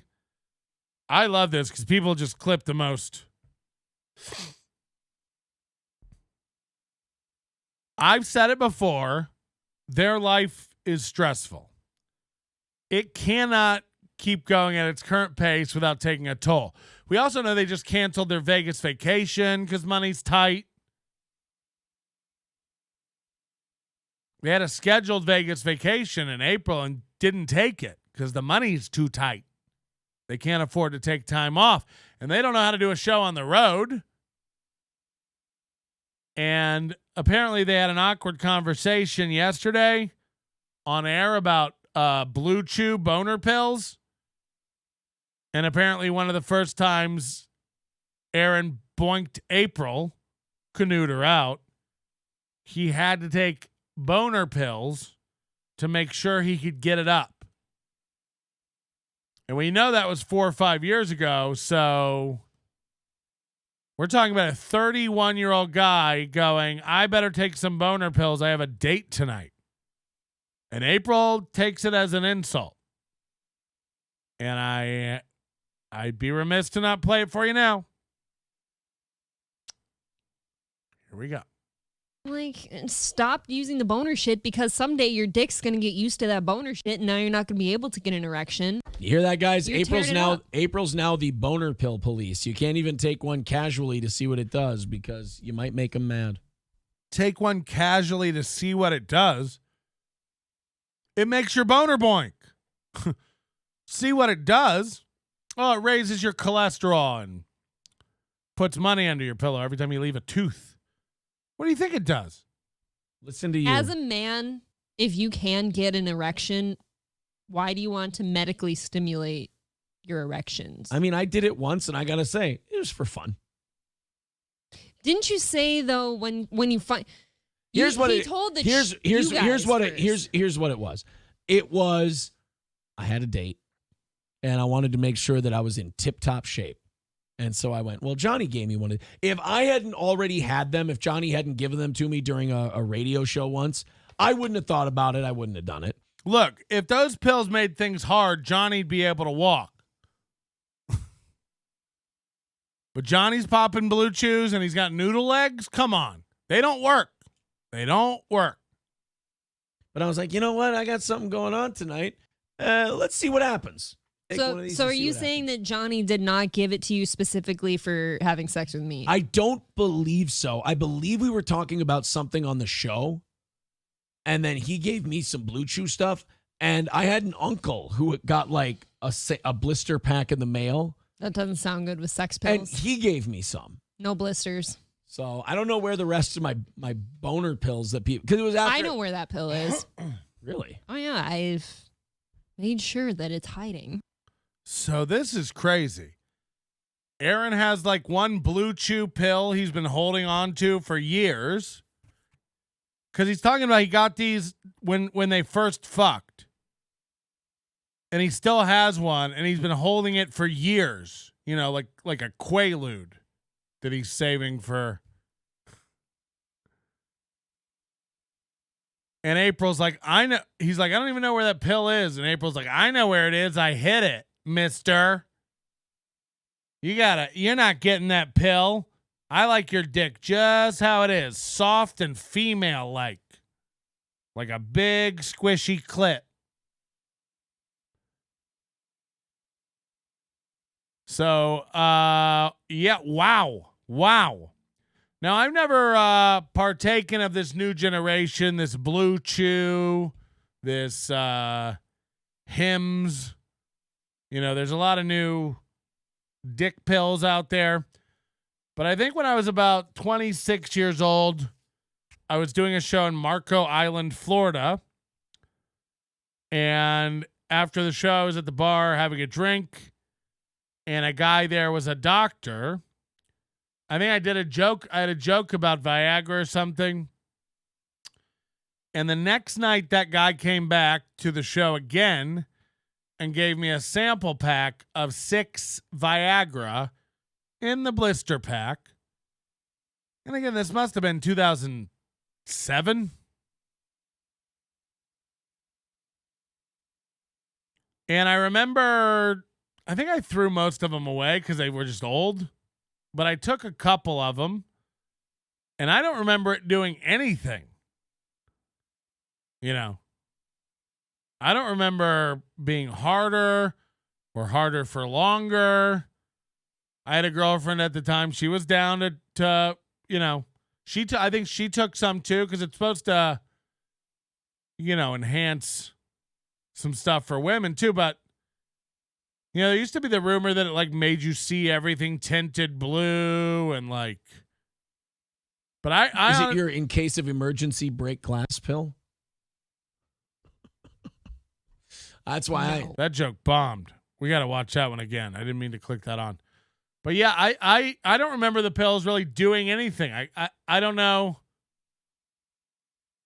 I mean, I get hard with my girlfriend and then I get hard with the pills with my girlfriend. So I guess to me there wasn't really a difference. You know what I mean? I didn't know. Delightful distortion. I love it. That was actually the title to my second favorite Miami Vice episode, season 2, episode 17. It aired in December of 1986. Most of you were still in your dad's nutsacks at that point in time. But in that episode, Don Johnson's character took a big, massive shit in the middle of the floor and then sat in it. Judge, it makes me laugh so much. Comedy legendary. David Skrika, why are you over here in this chat room watching this abortion of a broadcast? We need a couple more big donations to get to the goal. So, David, come over and open your wallet. Come up big for the classic summer. Get a fucking hoagie at Hoagie Fest. Clip this, you dipshit drunk on cringe. Johnny Crutches have Aaron the boner pill. Johnny Crutches gave Aaron the boner pill to distance him from April. It's There's Something About Mary come to real life. I'm about to go for my 3rd peen reduction surgery. First 2 failed. April's basically saying Steel Toe doesn't need a wiener harness. Okay, Patrick, now you're immune to dick pills. Can you stop speeding bullets too? No, I just don't remember it like really doing much. You know, not that I wouldn't be down for a good old case of the priapism, if you know what I mean. But I don't remember having the 4-hour erection that is rumored by some people. Does April understand what a pharma blister packaging is, or is that her attempt at a joke? I'm pretty sure it was a joke. Patrick should have took a Lipitor. All it does is increase blood flow down there, so women get super hard clits. That's what I like. I want to be able to cut keys down there. You know what I mean?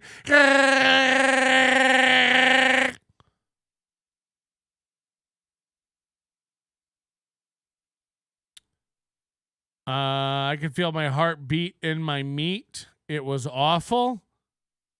I can feel your heartbeat. Okay, now watch Mooby try to make a break glass in case of an emergency joke and it fall flat. This is one of my favorite ones.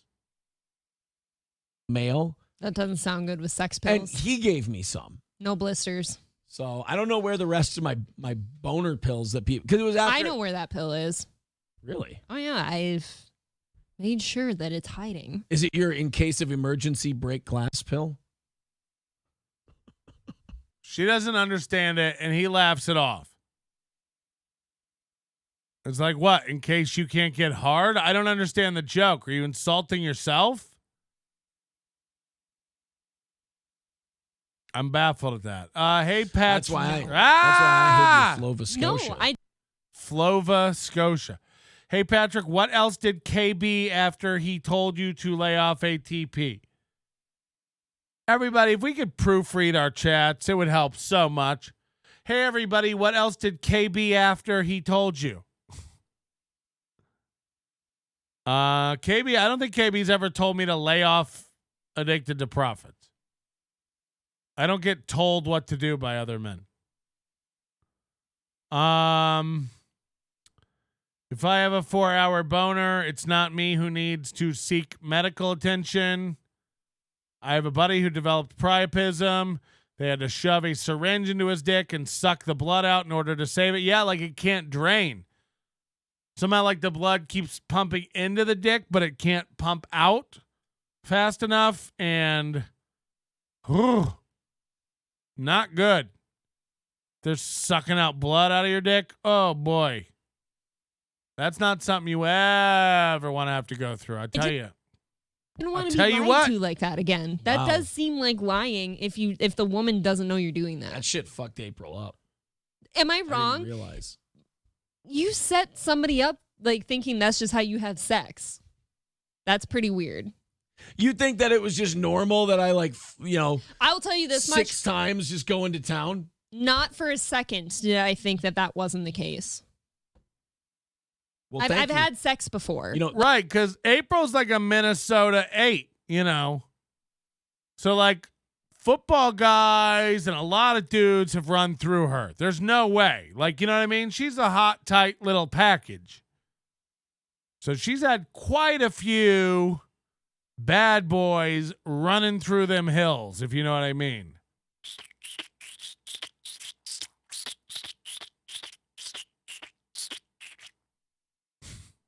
Sorry for the sound. So she's like, so Aaron's like, so you thought, I just fucked you 6 times in one night and that was normal? And April's like, yeah, actually. I used to date football players and factory workers. They fuck. Blue collar guys fuck. You know what I mean? They lay pipe. They put it down.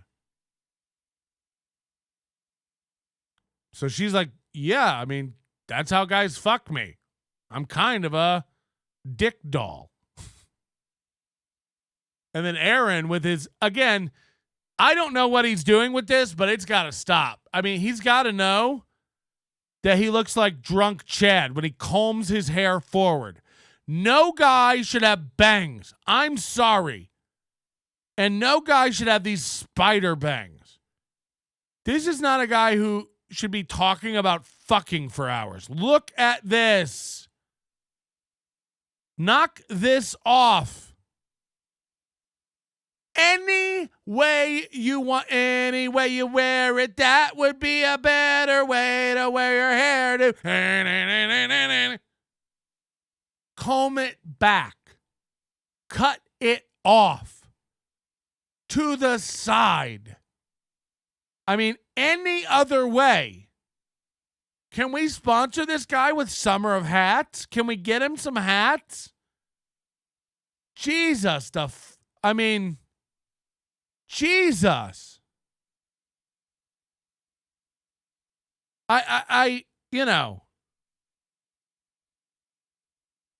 To talk about laying pipe for 6 hours with that hair is a crime.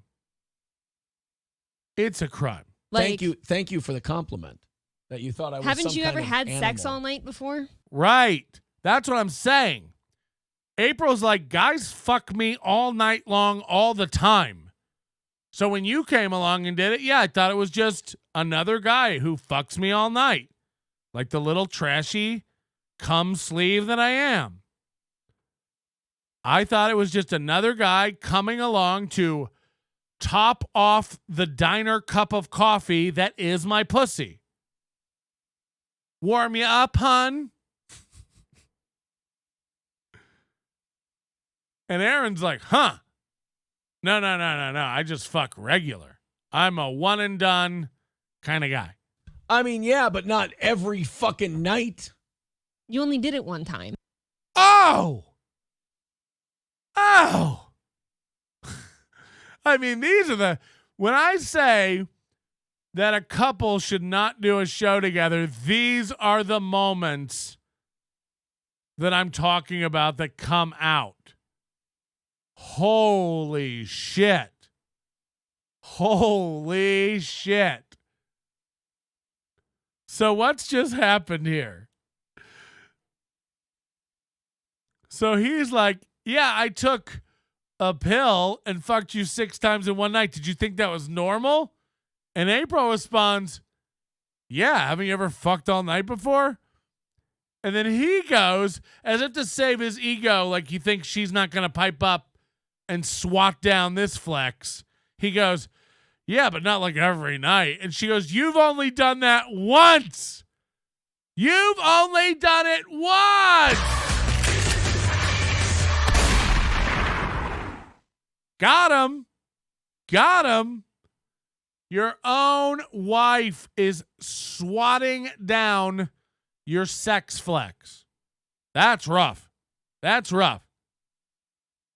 She basically just said, and they're newlyweds. They're newlyweds. You know, she basically just said, he's only fucked me more than once. Holy. These are the moments that come out on Couple Casts. This is the slow march to divorce. This is every awkward moment he had with his ex-wife on air, only in person for real. And she just let everyone know Aaron can't fuck.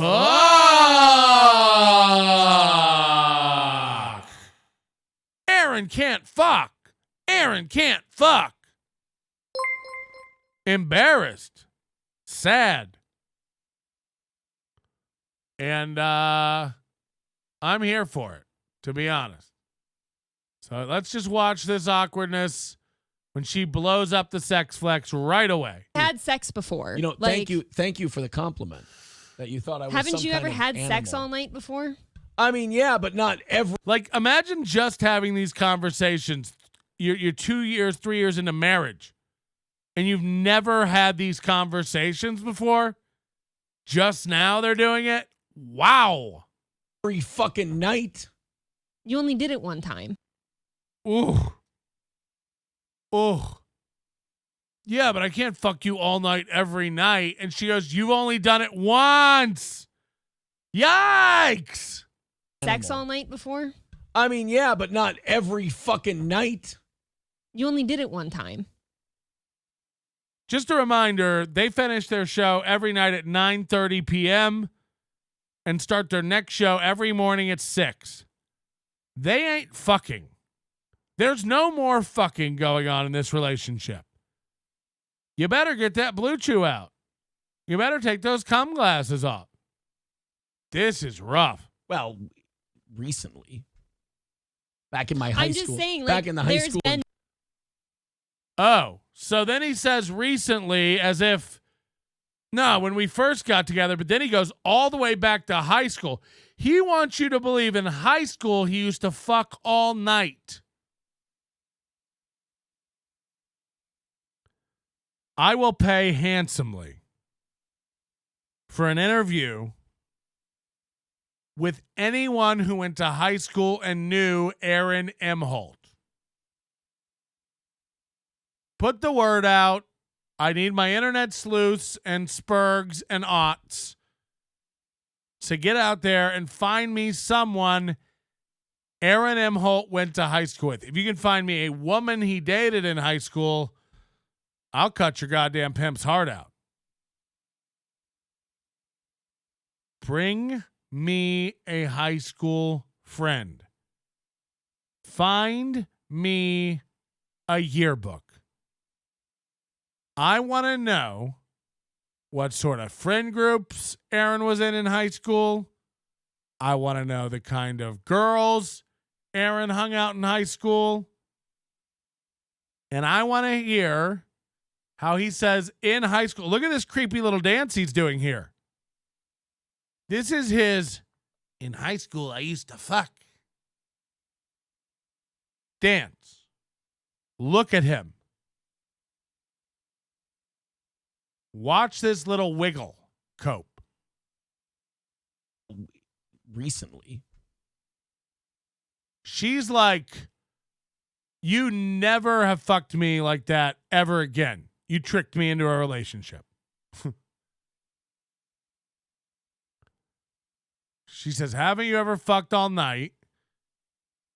And he goes, not every night. She goes, you only did it once. And he goes, well, recently, but in high school, I was a machine. In high school, I was unstoppable with this mediocre peen. I mean, yeah, but not every fucking night. You only did it one time. Well, recently. Look at her face. Bullshit. Back in my high I'm school. just saying, like, back in the high there's school been and men college that, days. you know, could go. Back in the high school and college days. Back in the high school and college days. Back in the high school and college days, what? You used to keep a library book longer than you were supposed to? What? What did you do? What did you used to do back in high school, big man? I'd love to know. The funny thing is, him and Chad would have been friends.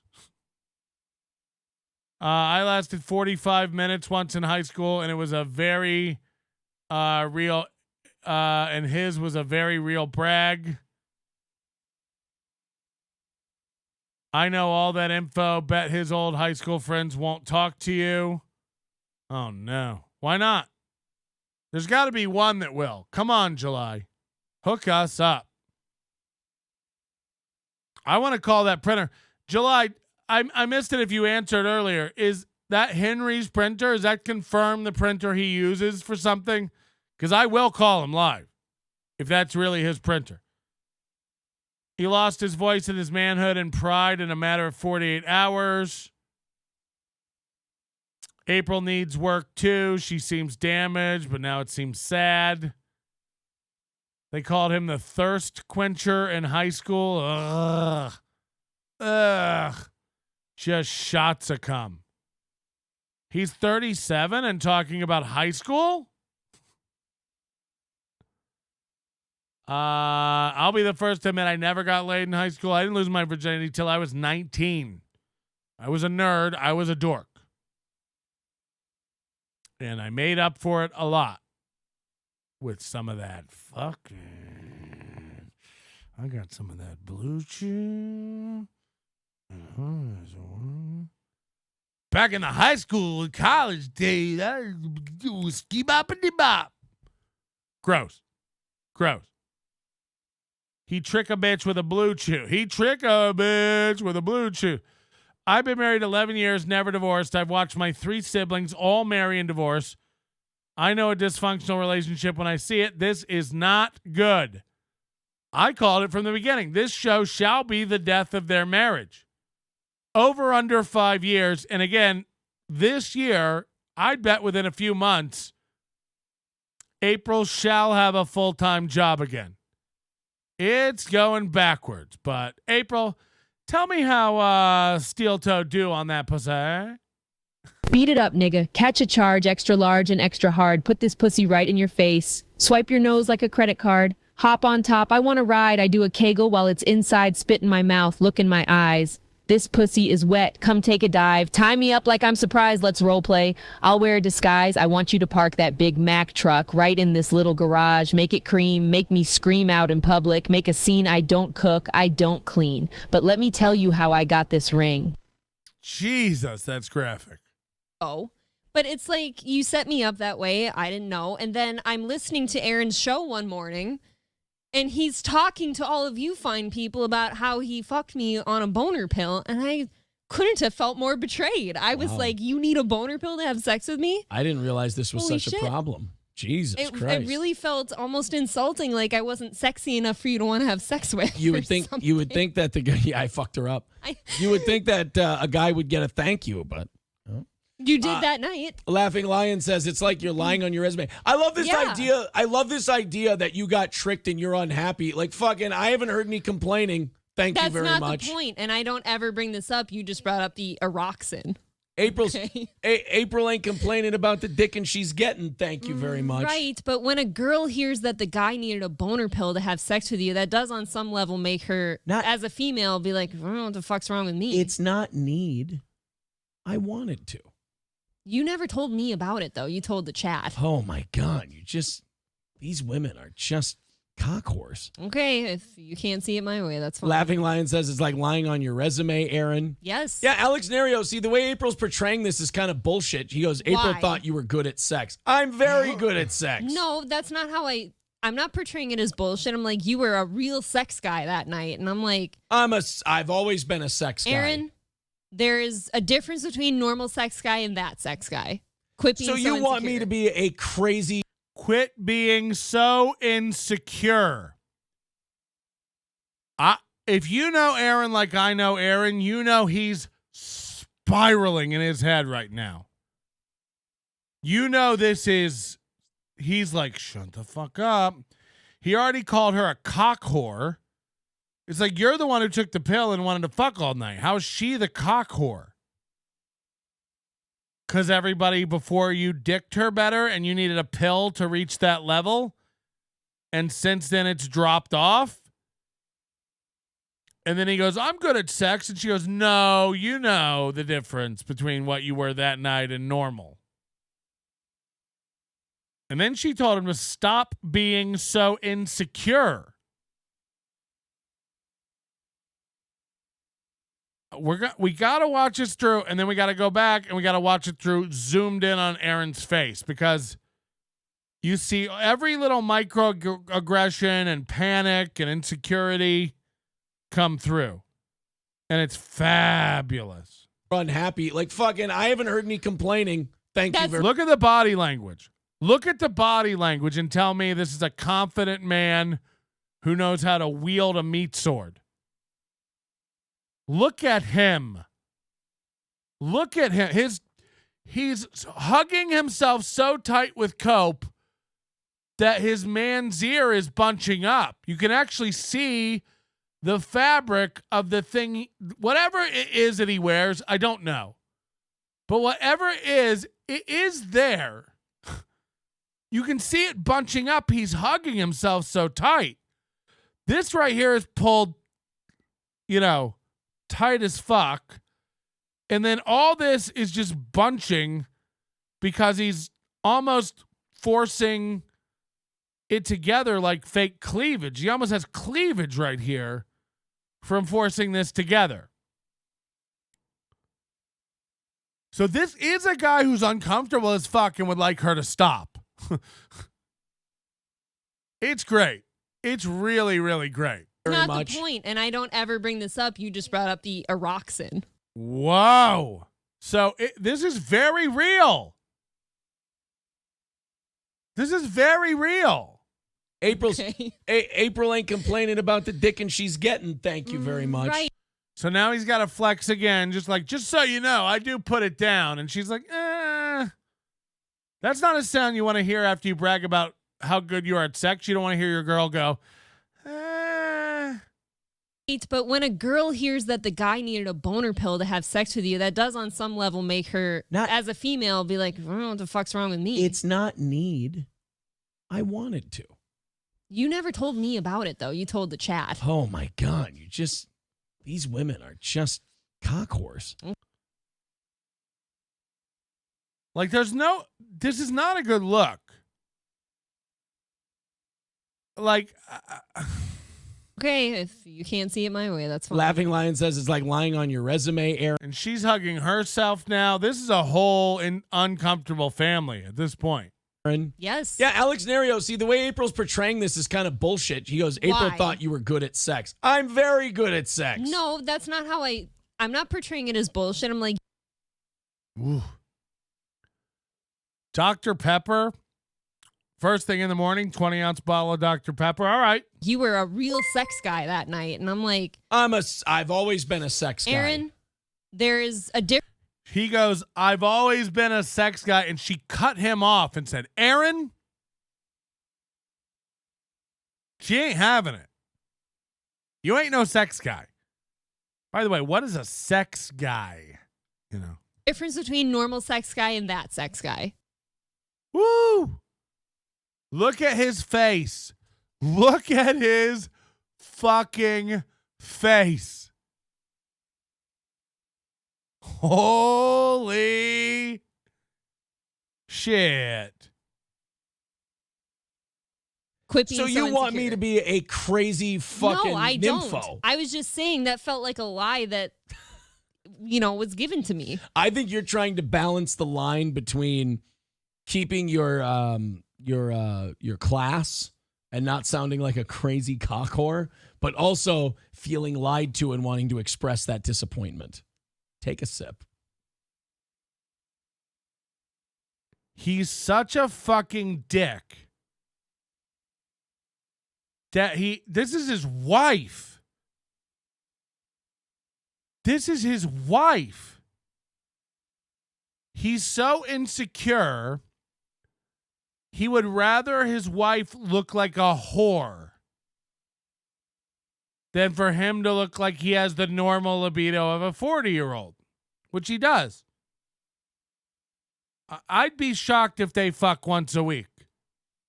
I'd be shocked. But it's more important for him to save face, even at the expense of making his own wife look like a whore. This is why when people, make fun of my fiance or my proposal or anything like that, I fervently and adamantly tell you that I love my wife. I think she's amazing. I wouldn't trade her for anybody in the world. She's better to me than I deserve. And she's just an amazing person. You'll never hear me say otherwise about her. I chose her to spend my life with. If she's a cock whore, if she's an idiot, if she's a loser or dumb or doesn't know what she's talking about, what does that say about me? The person who chose that person. Aaron is constantly, over and over and over, disparaging his wife, and not for nothing, but to make himself look better. He steals away little moments of victory and shine that she has. April's magic bean. He'll bury her in a heartbeat if it helps him save face. And it makes him look bad and makes her look good. I'm sorry. When this divorce blows up, he will look bad and she will look good out of this. I mean, he treats her like shit. He calls her stupid. And now you're calling the woman you've chosen to spend your life with a cock whore. And by the way, this is your second time picking one. So you suck. You suck at life if you can't pick a woman who isn't a cock whore. Now, I have no doubt that April is a cock whore. She's probably like Brittany Murphy on the factory floor in 8 Mile, just getting reamed out behind all the pallets by B Rabbit. I imagine that's what it was like for her. But I don't know. April is giving me morning wood talking like this. Probably. I imagine that. Holy shit, Little Mir's back. Thanks, Patrick, for making my mornings a little better while I travel through these dark times. Hey, Little Mir, I know you and I don't get along great, and I've kind of told you to fuck off. But that was because you were going around telling people I doxed you or my fans doxed you or something. I don't know anything about that. And I actually haven't even watched that show you did with Ray. But nobody over here has ever doxed you. I honestly don't know your real name and don't know where you live. I don't know what state you live in. I don't know if you live in the U.S. I really don't. I assume you live in the U.S. But don't dox people. Leave Little Mir alone. Even if we don't get along or like him, he's a person and he doesn't deserve to have his job fucked with or his life fucked with or any of that stuff. Let's go, Brandon. That's why his first wife left him. I heard he was talking about their sex life on the radio. April, leave now. This might be a new angle to get more subs, genius. It's like, okay. More subs? There's only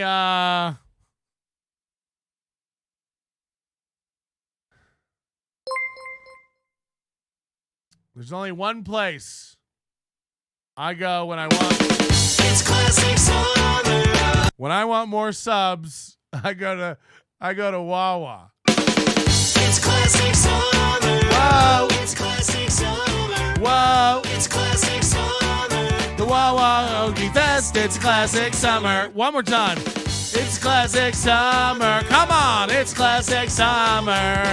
It's classic summer. The Wawa Okie Fest. It's classic summer. Oh shit. Yeah, I don't know. I love it though. I love these awkward moments where we get to see a relationship. You're not wrong. Maybe I'm dumb, and maybe this has been a whole big thing to get more subs. Okay. If I have to call my wife a dumb whore to get more subs, I'm good. Jesus Christ. I imagine this turns more people off than it turns on to the show. You know what I mean? Aaron, I know you watch this show, so Aaron can't fuck. Aaron can't fuck. Aaron can't fuck. Aaron can't fuck. Aaron can't fuck. Aaron can't fuck. Aaron can't fuck. Aaron can't fuck. Aaron can't fuck. Aaron can't fuck. Aaron can't fuck. Aaron can't fuck.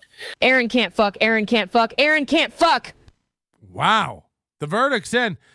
And look, there's just too many. This is not I'm sorry. I'm pretty good. I can tell when I'm being worked.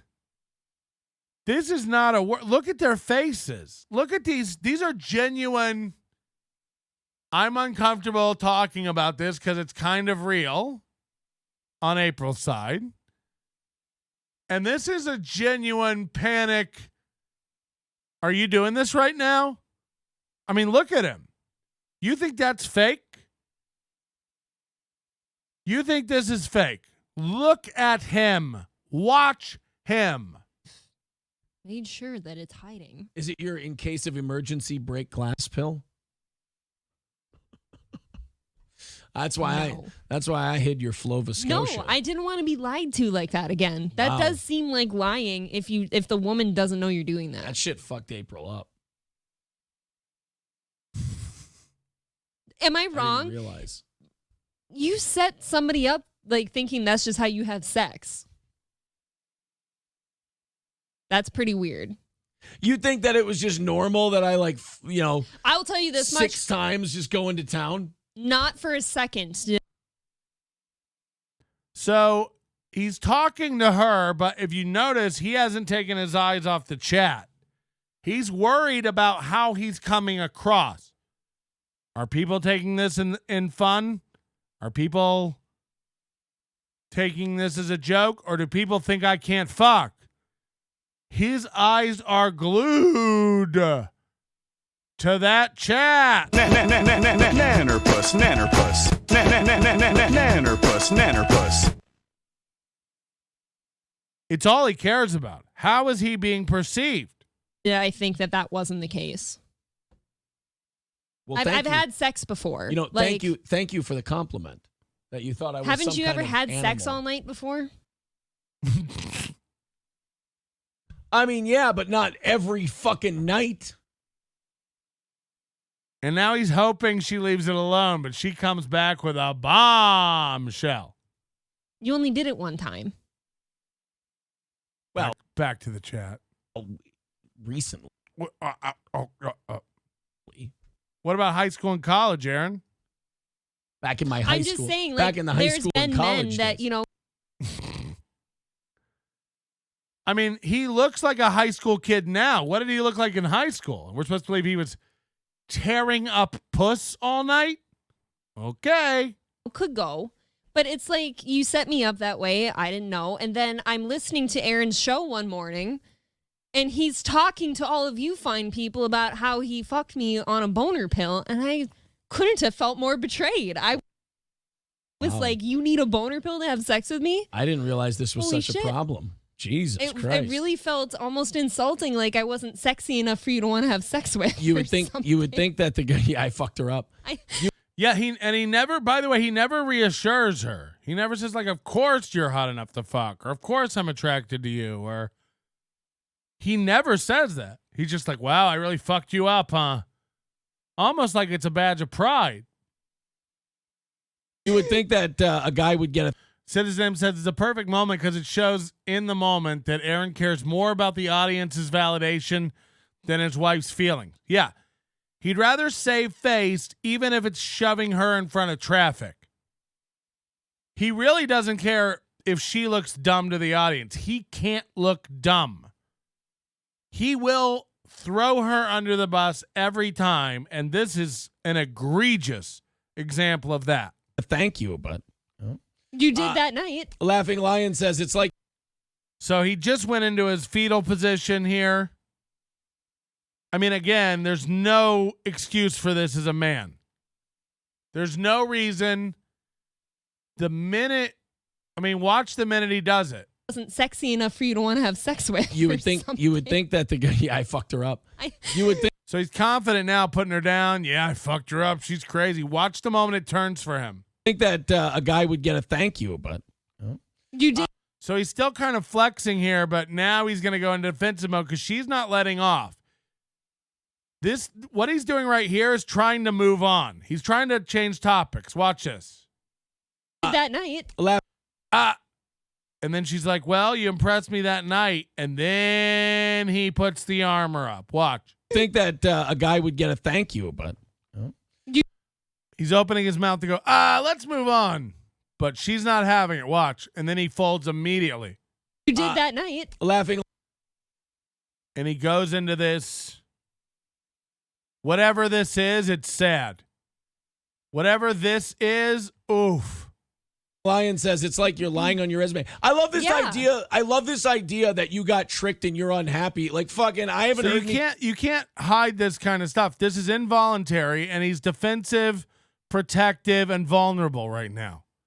His manhood is being stripped in front of him live. He's reading the chat. He's responding to a chatter. That's why this body language. He's responding to a chatter. He's being ripped apart right now. The whole time she was insulting him, he wasn't vulnerable. He didn't cross his arms, and he fired back at her. Wow, I really fucked her up. She's crazy about this. She's nuts. The minute a chatter said something to him, he goes, Zen Rhino says that I'm... And then he gets... Watch it. Look for it. The minute he starts responding to the chat, he gets vulnerable. Watch. I mean, you're right, says them. The whole time she's doing it, he's fine. The minute the chat starts going in, ooh. You would think that the guy, yeah, I fucked her up. You would think that a guy would get a thank you, but. You did that night. Laughing Lion says it's. Laughing Lion says, cross arms, shrink. Like you're lying on your resume. I love this idea. I love this idea that you got tricked and you're unhappy. Like fucking, I haven't heard any complaining. Thank you very much. That's not the point. And So again, he has the flex. I haven't heard anybody complaining. I thought I was good at sex. And she's like, that's not the point. So he's not listening. He's already in his head. He's like, fuck this bitch making me look bad.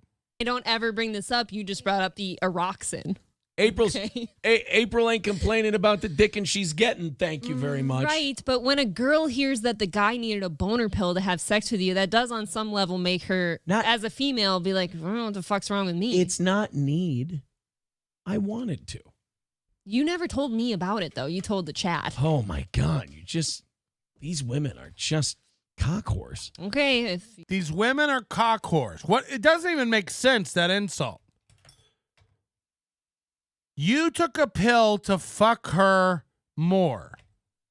She enjoyed it and felt betrayed that you just didn't have that natural lust for her, that it was aided by a medical prescription.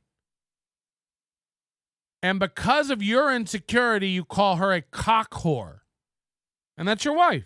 You can't see it my way. That's fine. Laughing Lion and you could say it's for radio or fun or whatever, but what's the joke? The joke is April's a cock whore. That's the joke. This is like lying on your resume, Aaron. Yes. Yeah, Alex Nerio. See, the way April's portraying this is kind of bullshit. He goes, April Why? thought you were good at sex. I'm very good at sex. I'm very good at sex. The first word out of April's mouth is no. No, No. that's not how I'm not portraying it as bullshit. I'm like, you were a real sex guy that night. And You were a real sex guy that night. I'm like, I've always been a sex guy. Aaron, She's not having it. She goes, Aaron. He's like, I'm a sex guy. I'm a boxer. I'm an alpha. And she swats it down immediately. Aaron, we both know that's not true. There's that guy, and then there's you, normal. And they're not the same guy. We all know that. He hates this. He is getting ripped. And not at the gym. Watch this body language. I'm very good at sex. no, that's not how I'm not portraying it as bullshit. I'm like, you were a real sex guy that night. And I'm like, I've always been a sex guy. Aaron, there is a difference between normal sex guy and that sex guy. Quit being So you want me insecure. to be a crazy fucking No, I nympho? don't. I was Aaron, that's how you talk. You talk about canoeing her out, cum glasses. Every day you objectify your wife. Every day you objectify your wife. What are we talking about? Every day you flex your sexual prowess and your bangs. just saying that felt like a lie that He's acting. It's all acting to the camera. He's really not having a genuine conversation with his woman. This is all to save face to the camera. If you watch him, his eyes, he's playing to the camera, not to April. He's panicking about how the chat is perceiving what April is saying. He's not listening to his wife. Watch him. He's playing to the chat. I hope they're not buying this. that's not how I'm not portraying it as Look at him. He's not looking at her. He's looking at the chat. bullshit. I'm like, you were a real sex guy that night. And I'm like, I've always been a sex Not talking to her, talking to the chat. guy. Aaron, Even when he kind of tilts and looks at her, he's still looking at the chat. there is a difference He's not looking at her at all. between normal sex guy and that sex guy. Quit being So you want me insecure. to be a crazy fucking No, I nympho? don't. I was just saying that felt He hasn't looked at her yet. Still looking at the chat. like a lie that was given to me. I think you're trying to balance the line between keeping He pretends he's turning to look at her, but watch, he never actually looks at her. He goes back to the chat. your class Oh, he looked at her there. Okay. and not sounding like a crazy cock whore, but also Second time. Second time he's called her that. feeling lied to and wanting to express that disappointment. Take a sip. So just wow. Just really a moment in time captured on a podcast that I think we'll look back on in coming years as a precursor and a red flag to what this marriage was going to be. This one's great. This is where, fucking hell. Are we still going to pretend like there's nothing there? Would you guys still like to pretend like there's nothing there? These aren't pecs. There is a clear piece of fabric going across his breasts. It's undeniable. It's indisputable. It bunched up when he had his arms crossed. And you can see it here. I'm not even going to argue about the girdle thing anymore. He wears a breast binder. He has it on. There's no denying it. We all see it. There's nothing on the body that causes this line. And again, up here, you see it again. It's just going across here, and he wears it every day. I can't not see. I mean, right. We're all going to sit, I'm not going to sit here and listen to him talk about, I wear a breast binder. It's like, this shirt's tucked in. What kind of guy tucks a shirt in your house in the morning at 5 a.m.? You think I'm tucked right now? Get the fuck out of here. And when he does these little twists, like it's almost like he's wearing balloon. Remember when he did the balloon tits? Like what is this? Say whatever you want. I mean, this isn't a worse look to just have your tits. You have tits. Just have tit. Holy shit. Is this cringe and embarrassing? Because he never stops yelling about how, oh yeah, I wear a girdle. Oh yeah, I wear a breast binder. Oh yeah. It's like, you look like a fucking poodle skirt wearing 50s flapper girl. This makes your tits bigger. That's baffling. So he had Stevie Lou on yesterday, and Stevie Lou, who I don't really have anything against, other than sometimes being kind of out of it and aloof. There's nothing wrong with that. It's not necessarily harmful. But Stevie Lou gets starstruck around Aaron Imholte. Aaron's like a big deal to Stevie Lou. I don't know if he looks up to him or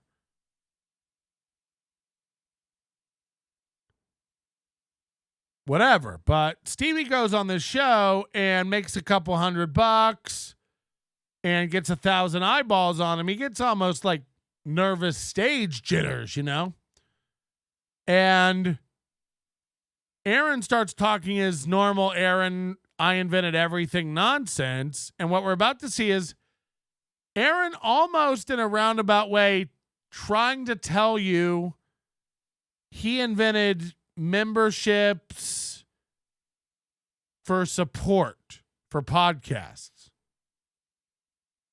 Again, not to keep ringing out my own accomplishments, but we started the Super Alpha Bonus Club in 2005 on this program. We started it with Adam in 2005. The Super Alpha Bonus Club became the Overdose in 2012, maybe the end of 2011. But Aaron thinks he invented memberships for podcasts and accuses Bob Levy and Shuley of stealing his idea for memberships, even though this is a feature built into YouTube. Aaron thinks he invented it, and now that Shuley is getting memberships on YouTube, he's stolen Aaron's idea. Just another win for Aaron and a loss for someone else. That doesn't bug me. Of course, Aaron thinks he invented the wheel. What kind of bugs me is that Stevie Lou goes along with it because Stevie Lou's like starstruck with Aaron. So watch as Aaron tells you that Shuley stole memberships from him. And then Stevie Lou go, yeah, you're right.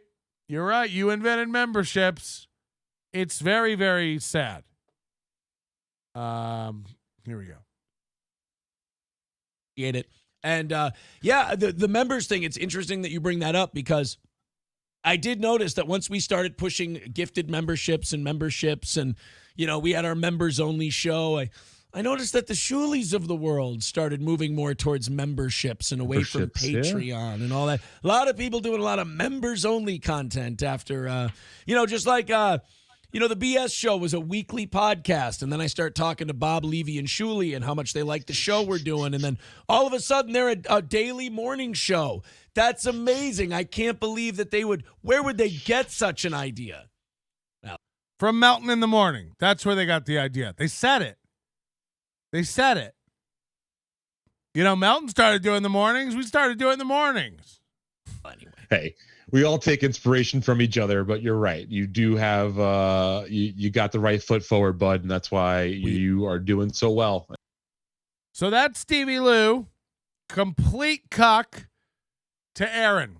You're right. You know, you put the best foot forward. You were doing it first, and that's why you're doing so well. He's not doing well. Stevie, maybe you missed 12 hours earlier when they go, oh, we missed the goal. If I would have known that, we wouldn't have had Stevie Lou on. They can't afford you. They're not doing well. They can't afford you.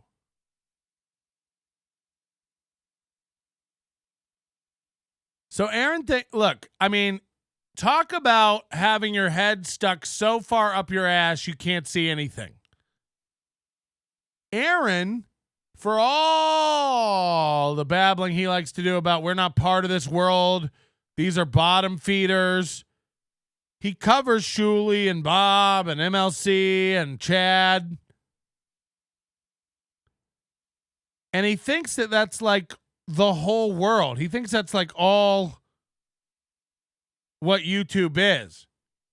He thinks he's like the only one doing again, search morning show in the live tab and just watch how many morning shows are on in the morning. It's like, so Aaron thinks he was like the first to do this and the first to do memberships and the first to, you know,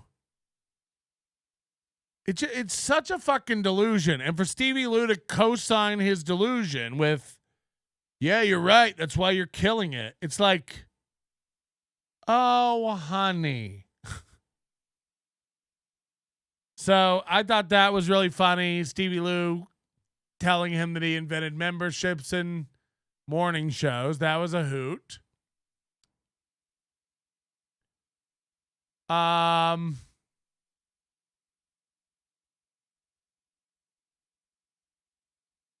Hold on. There was an order I wanted to play these two. Okay. I think I got to play these in this order. This is before Stevie Lou came on yesterday morning. So much from yesterday. Sorry, that's why we had to do this again today for 2 hours. Watch this.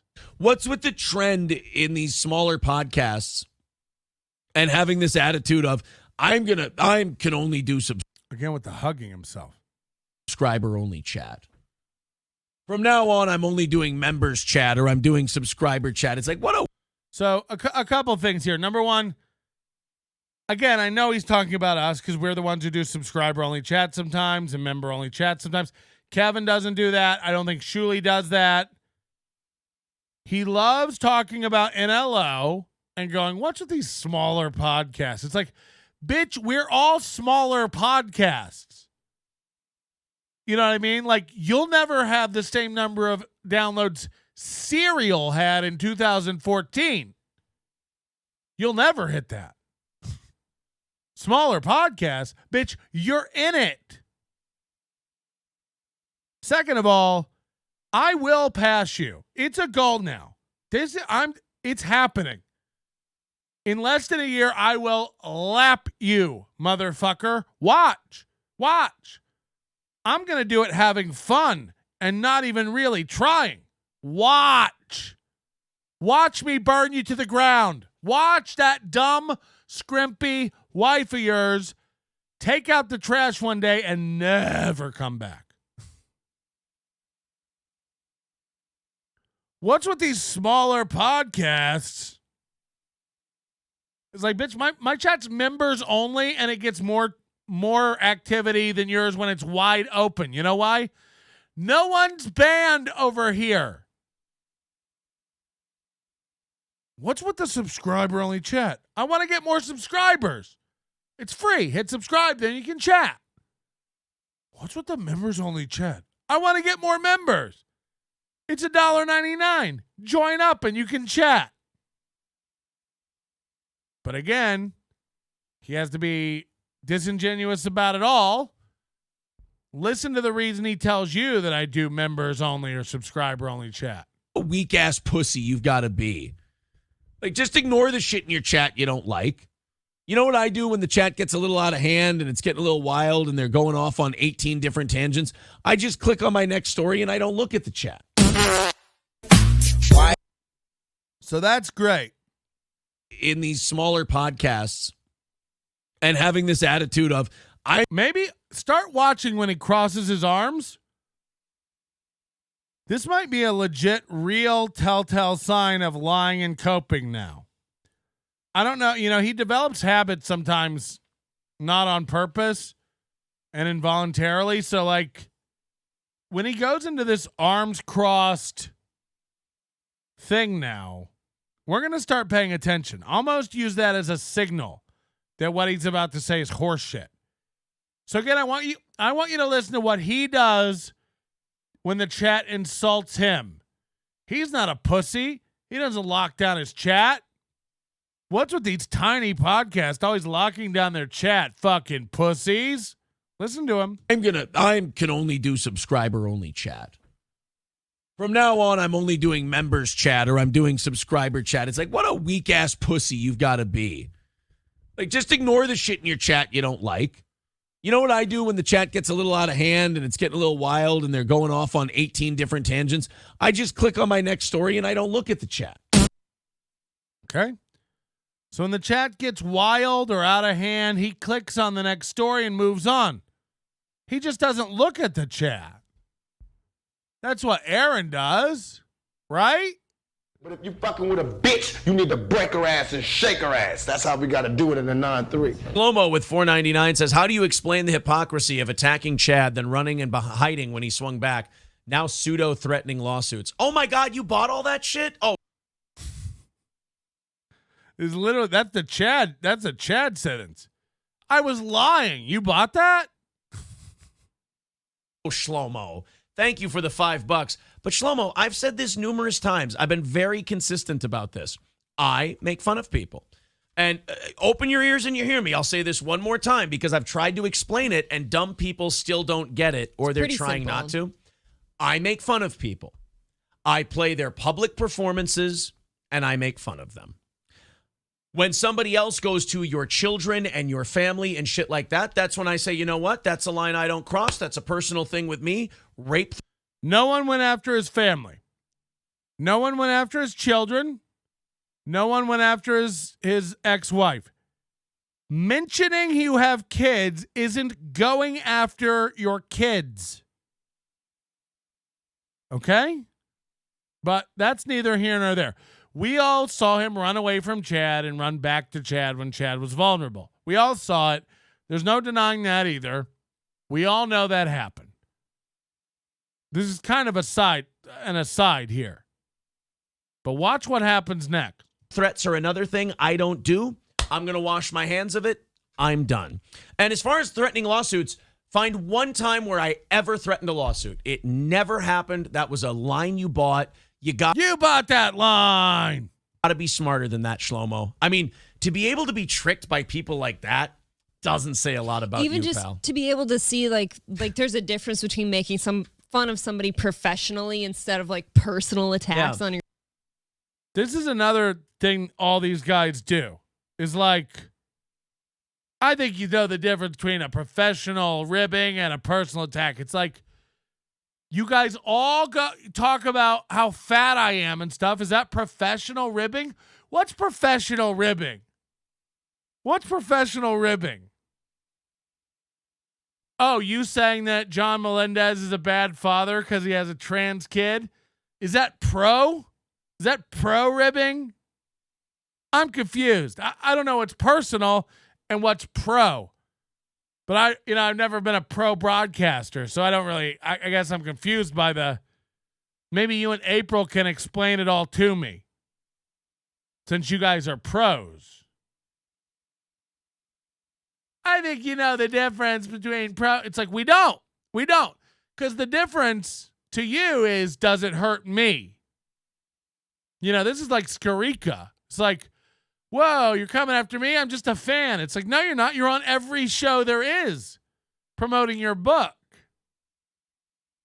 You're not just a fan. The same thing all these fucking guys do. Chad and everybody like, yeah, let's go, baby. I'm the mud shark. And then you swing back at him like, yeah, I talked to some people and I've decided to not go after him. It's like, oh, God. Who knows what Chad we're going to get what day, you know? The mud shark's going to get me, pounding his chest, confident. I'd like to work things out with Patrick. Fuck off. Pass this along to Chad.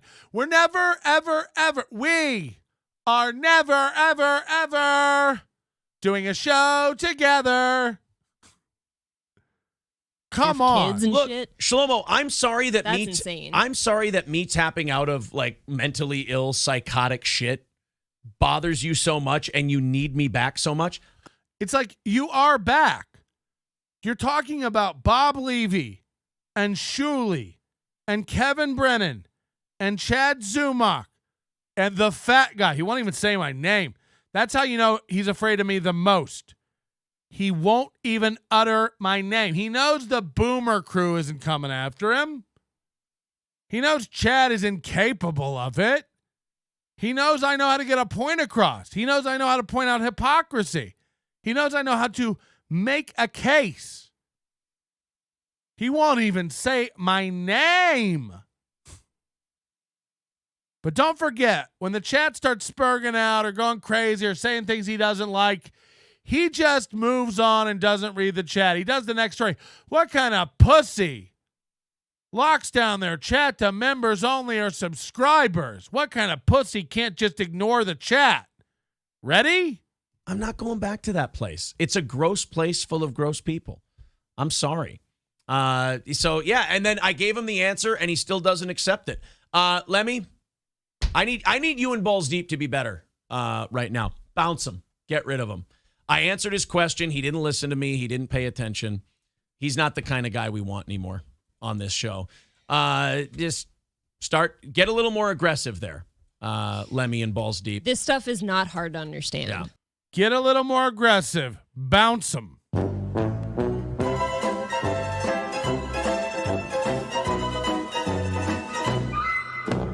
How do they reconcile that?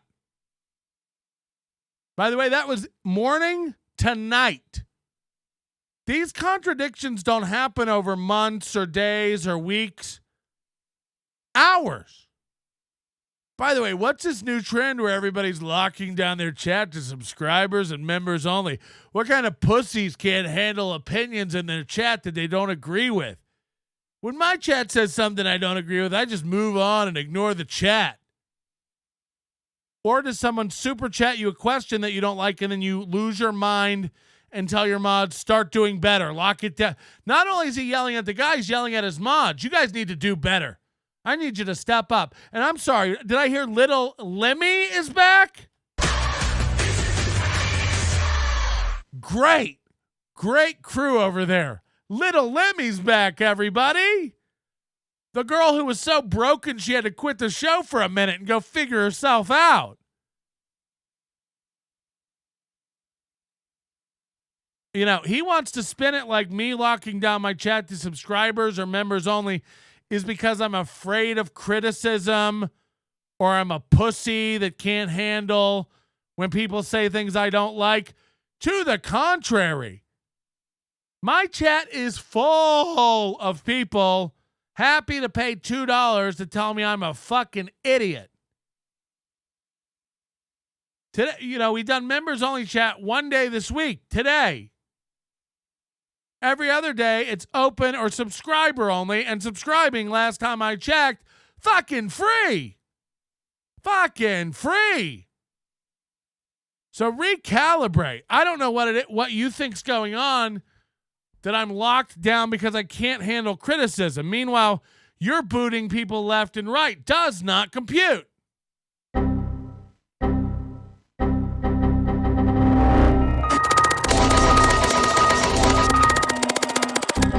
Figure it out.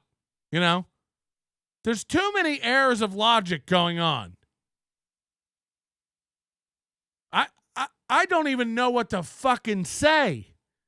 In the morning, he's making fun of people who can't just roll with their chat. And in the night, he's like, mods, lock it down. Get these guys out of here. We don't need those kind of people. And da-da-da-da-da. It's like,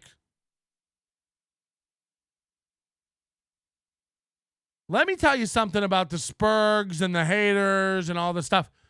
Half the time, let them just say what they want to say. And within a month or two, these people are your fans. You know, they don't even know it's happening to them. Just let them by the way, they're watching your show, you know, and you want to ban them? I don't care if you're saying bad things about me or not, if you're hating me or not. You're watching, and thank you. You're chatting. Thank you. You're thumbs downing. Thank you. You're super chatting an insult. Thank you. You're fucking up or accusing me of something or doing something against me in the chat that might make a segment. Thank you. I don't even, you know, if you can say something that triggers one of these classic meltdowns, thank you. I mean, I've never seen anything like this guy. He really is a one-of-a-kind specimen. I've never seen someone lie so much to their own audience and themselves. And I really can't even understand if he believes his own shit or if he just thinks he's fooling everyone else. Because I've yet to meet a guy yet who, like, I mean, we see it, right? Like, you all see it, right? Am I dumb? He's screaming that everyone else is a pussy and can't just roll with their chat, and then ordering his mods, like the SS, to get out there and be harsher. It's literally thought policing.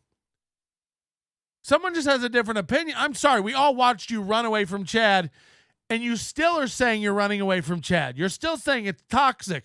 You're still saying it's bad. You're still saying that's a universe full of losers that you don't want to be a part of, and yet every day you're cranking out clips about Chad. Say whatever you want about the Fat Onion. He doesn't pretend to not cover Chad. Say whatever you want about the Fat Onion. He doesn't ban people from his chat. I mean, we do, but for spamming and things that could get our channel in trouble, like the N-word towers. We get it. What do you get out of just booting people with other opinions? As if you can control the net. You put yourself out there, people aren't going to like you. People aren't going to dig it. People aren't going to be for it. People are going to lie about you. They're going to say horrible shit, especially if you're in like a little bit of a... It's like KB said the other day. It's like, I'm not shocked when people don't like me or hate me or talk shit about me. I'm kind of an asshole. So yeah, there's probably going to be some blowback on me about it. I'd imagine. How could there not be? I do nothing but run my mouth. How could there not be someone out there who's not a fan, who's not liking it, who doesn't find it favorable? It can go no other way. Steel-toe has been manipulating his wife, just like he manipulates his audience. I was using boner pills way before Steel-toe jumped on the bandwagon. I don't even need boner pills. I used them once as a joke, and now Aaron is trying to convince everyone he came up with the bit. Oh, really, sweetie? Stay a night with me, and I promise you won't need a thing to stiffen you up. Num, num, num. Slurp, slurp, slurp. There we go. 1:30. Yeah, Lemmy's right. They all got really butthurt that we decided to move on because they went too far, and now they're, you know. But you didn't move on. Hello? You didn't move on. You're still doing it. What world does he think he's in? You're in the same bucket. You can't leave Chad alone. You're not. How out of the both sides of his mouth is he talking like this? Sorry, we decided to move on. It's like, but you cover Chad every day. You're not moving on to shit. In a town, there once was a guy named Aaron, known for his ways. He was quite the Don Juan. He claimed to be the sex guy, but it was all a grand lie. For his true expertise, just a love for breast binding. In a town lived Aaron, so sly, known as the sex guy, 'neath the sky. With a wink and a smile, he'd charm all the while, leaving hearts fluttering, oh my. In vows, I put trust and belief, but my husband brought only grief. With promises hollow, leaving me in sorrow. Disappointment, my heart seeks relief. You know, you can't handle it. We moved on. They can't handle it. We moved on. What are you going to do, guys? You don't play with children, mentally ill kids like that. All right? These people are like, oh, you don't want to be as mental as us anymore. Where'd you go? That's just it. God forbid people decide they don't want to be mental with you. They want to go be a happy person somewhere else. People like Shlomo go, hey, wait a minute. We were being really mentally ill and really inappropriate with you guys. Why don't you want to be a part of that? So, again, just classic Aaron straw man bullshit. People like Shlomo go, hey, we were being mentally ill and dumb over here. Why don't you want to be a part of that? Yeah, I mean, that would be insane if that's what he said. But it isn't. He formulated a very normal, appropriate question. Hey, how do you reconcile with going after Chad every day when you said you were going to wash your hands with him and be done with that world? That's what Shlomo said. But in Aaron's mind, he goes, people like Shlomo go, hey, we're spurging out and being mentally ill over here. Why don't you want to be a part of that? And then he looks like a genius for being like, of course we don't want to be a part of that. Like, that's not what the guy asked. We're being mentally ill over here. Why don't you want to be a part of that? It's like, that's, yeah, I like how you beat down that imaginary question in your head that was never asked by anybody, but can we get back to reality and stop acting out fantasies of yours? Like, because that's what that is. That's just a complete. This is like when Chad talked about going up to see Gina Bobina in Canada or something. He acted out this whole fantasy in his head. Then I knock on her door, and then Ian Hawk will call, be like, leave Gina alone. And then, yeah, and then what happened? Oh, none of this? It's not real? Dumb people love to like go on these flights of fantasy. People like Shlomo are always like, we're being retarded. Why don't you want to join us? That isn't what happened at all. You think what he asked was, let's go back to the beginning and hear the question. You think what he asked was, we're being retarded. Don't you want to be a part of it? But if you fucking with a bitch, you need to break her ass and shake her ass. That's how we got to do Listen it. to the question. Shlomo with 499 says, how do you explain the hypocrisy of attacking Chad, then running and hiding when he swung back? Now pseudo-threatening lawsuits. Oh, my. Okay, so they didn't even accuse him of threatening lawsuits. Everything that question asked is legit. Pseudo-threatening lawsuits. You know, tantamount to threatening lawsuits. And you skip 4, and what he says the question is, we're being mentally ill. Don't you want to be mentally ill with us? That's what he's paraphrased that question as. Show. Just get a little more aggressive there, Lemmy and Balls Deep. This stuff is not hard to understand. Yeah. There we go. 130. Yeah, Lemmy's right. They all got really butthurt that we decided to move on because they went too far. And now they're, what are you going to do, guys? You don't play with children, mentally ill kids like that. All right? These people are like, oh, you don't want to be as mental as us anymore. Where'd you go? Like, what are you talking about, April? These people are like, you don't want to be as mentally ill as us anymore? Who said that? Lock that person up immediately if anyone ever said that. You don't want to be mentally ill as us anymore? I mean, who's saying that? Oh, God forbid people decide they don't want to be mental with you. They want to go be a happy person somewhere else. When does that start, Ape? When does that start? In the 4 hours of downtime every day between shows? In the 6 hours of sleep time every day between shows? In the 36 hours of free time you have every weekend between kids? When's your happy life start, Ape? When you're breaking down crying every other day from some comment in the chat room? When you're locking down the chat from mean comments? When you're not answering mean comments? When you're picking up the kids? When you're ironing on the patches? When you're complaining about the blue chew? When you're cleaning up the eggs? When you're taking out the trash? When you're shoveling the snow? When does the happy life start, April? When you're not hitting the goal? When you're struggling for money? When does the happy life start, April? This is fucking insane. They drink every night. They cope every day. People like Shlomo go, hey, wait a minute. We were being really mentally ill and really inappropriate with you guys. Why don't you want to be a part of that? So that's how he paraphrased that very well-worded question from earlier. How do you reconcile the disparity and the hypocrisy between going after Chad and not after the pseudo lawsuit? Like, it was a very appropriate, well-intentioned question that Aaron has boiled down to because that guy's right and Aaron is inconsistent and a hypocrite.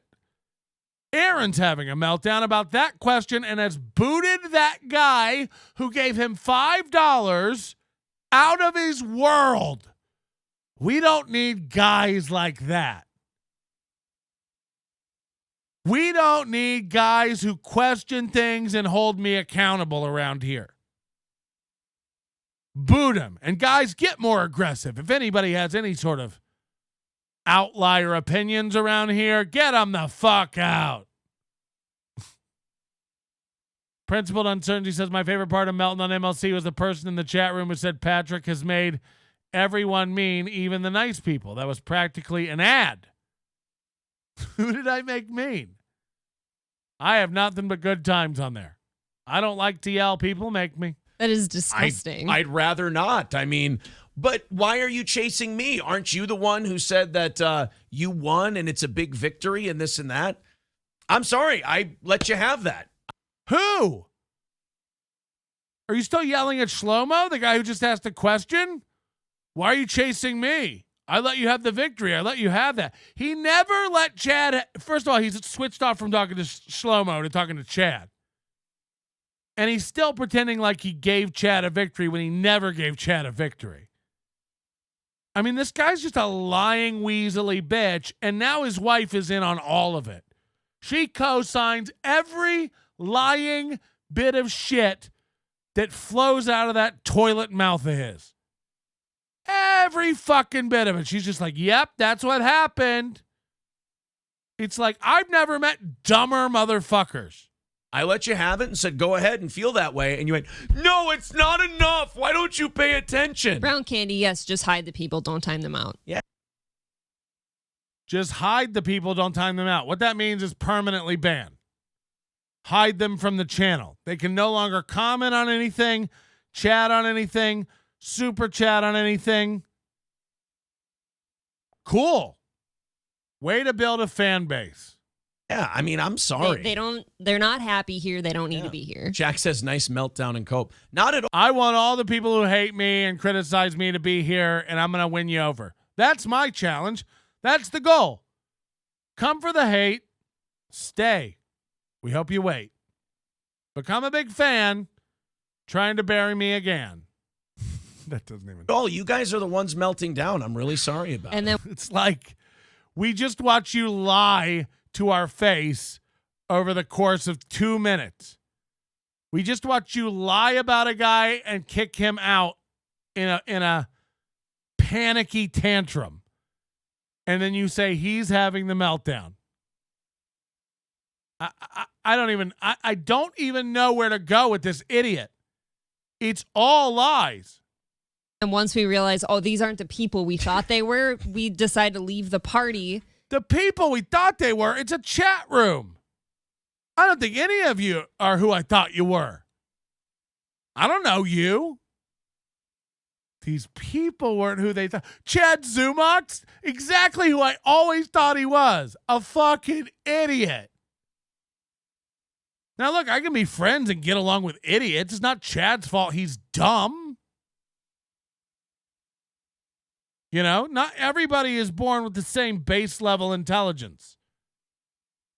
Some people choose to get smarter. Some people work harder to become smarter. Chad threw all that out the window. Chad was born dumb and chose to never do anything to offset his curse that he was born with. Johnny Mars 55 on Rumble says April has some killer cans. Yeah, I'm sure she does. Cans of jam and marmalade and canned shrimp. If you're talking about her breasts, I disagree. Hard disagree. Look, she has tits, but I have tits. Mine are probably bigger if we want to be honest. And take the party with us. And now they're like, oh, yeah. What? You don't want to be. We decide to leave and take the party with us. The party? You think you control the part? What's going on? What world do they think they're in? They really see themselves as like some elevated purveyors of fun. You know what I mean? Sorry that we decided to take the party with. They are still going on and on about a super chat. This guy gave them money and asked a question, and they've done 6 minutes about it. Calling that guy mentally ill and a spurg. By the way, they never answered the question, honestly. This way with us? I thought we were having fun, guys. Yeah. When April starts doing voices, you know they're spurging. When April starts getting, ooh. We literally say to them, we go, yeah, you guys are really way too mental for us, so we're going to tap out. Right. And they're like, but why don't you come back? But you haven't tapped out. I don't think it can. You've never really tapped out. Ever. You're not fun. Because you're full of lies and deceit and disgusting behaviors. Again, guys, I apologize, but this seems to be bothering you a lot more than it's bothering us. Watch our Perry interview. It was a great. The only thing that bothers me about it at this point is that I have to keep explaining myself. I mean, you don't. If somebody asks me a question like that and it doesn't make sense to me or I don't understand it or we just have a fundamental disagreement about what occurred, I simply give you my answer. It is what it's like. It's like if someone kept super chatting about the Butch Bradley heckler video that the guy made a 2-minute clip of, and like, well, how do you explain you walking off, or how do you explain you not handling it, or you got frustrated, or you like? I mean, you're not wrong. I did walk off. I did get frustrated. But there is a bigger context and a bigger picture. Go watch it. It is available to see. Anybody who really wants to form an opinion can go watch the bigger video. I'm not saying you won't still come to the same conclusion. I'm just saying, like, make an educated conclusion about it. And then I ban the person if they ask a follow-up question. It's like, no, there will be a contingent of people who watch that video and assume I suck at stand-up and can't handle crowds. Fair enough. I can't imagine trying to roam this earth and individually take on each one of my detractors to try to change their mind individually. What can I do to change somebody's mind who thinks I'm not good with hecklers and not funny and suck at comedy and can't handle the heat? What can I do? Well, I could ban them and freak out. Or I could go, well, you're allowed to have your opinion and let them stick around and watch the show and hope at some point they go, Melton is pretty funny. Or maybe they come see me do stand-up at some point in their town or watch another clip of mine and go like, oh, he handled that heckler pretty good. Maybe it was a one-off situation. Whatever. There's one path that leads me to possibly redeeming myself with a person. There's another path that is just a terminus. There's another path that just ends everything and everybody stays in their current frame of mind and we move on. By blocking you and driving you away from my community, I've cemented in your brain that I'm a guy who can't handle criticism, is not funny, can't laugh at himself. And that heckler video, that was probably an accurate snapshot of Melton. He just can't do it weak sauce. Or I could let you stick around and maybe your opinion will change. I don't know. Maybe it won't. But at least it'll be one more number in my chat. At least it'll be one more number on the scoreboard. At least it'll be one more view. Either way, what do I get out of either one of those paths? You know, you block that guy from your chat room. It doesn't mean there's not a guy out there who thinks you're a fucking hack. He's still out there. He just can't talk to your chat room anymore. Who knows? He might even have something fundamentally wrong. He might have missed a show, not have all the information. He might be able to talk to people in the chat room who might set him straight on something that he might not even be knowledgeable about. But you'll never reach that conclusion because you don't allow crosstalk, and you've booted that person from your community, who, by the way, had a monetized account that gave you money through a super chat. I'd much rather have haters that super chat than one fan. Everybody who supports me, fucking beat it. We're at $41 today. Let's get some haters who super chat in here. I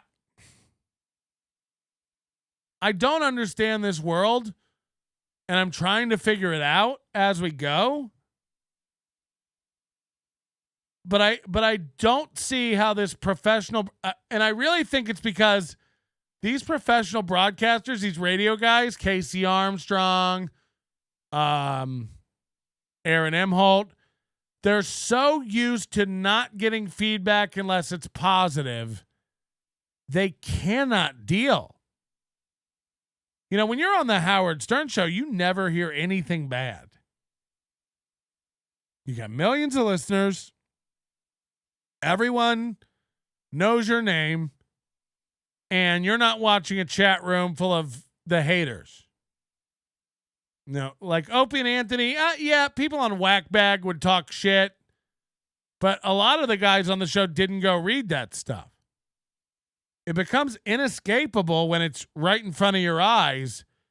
And we really see the fragile nature of these broadcasters watching real-time feedback because none of them can handle it. None of them can handle it.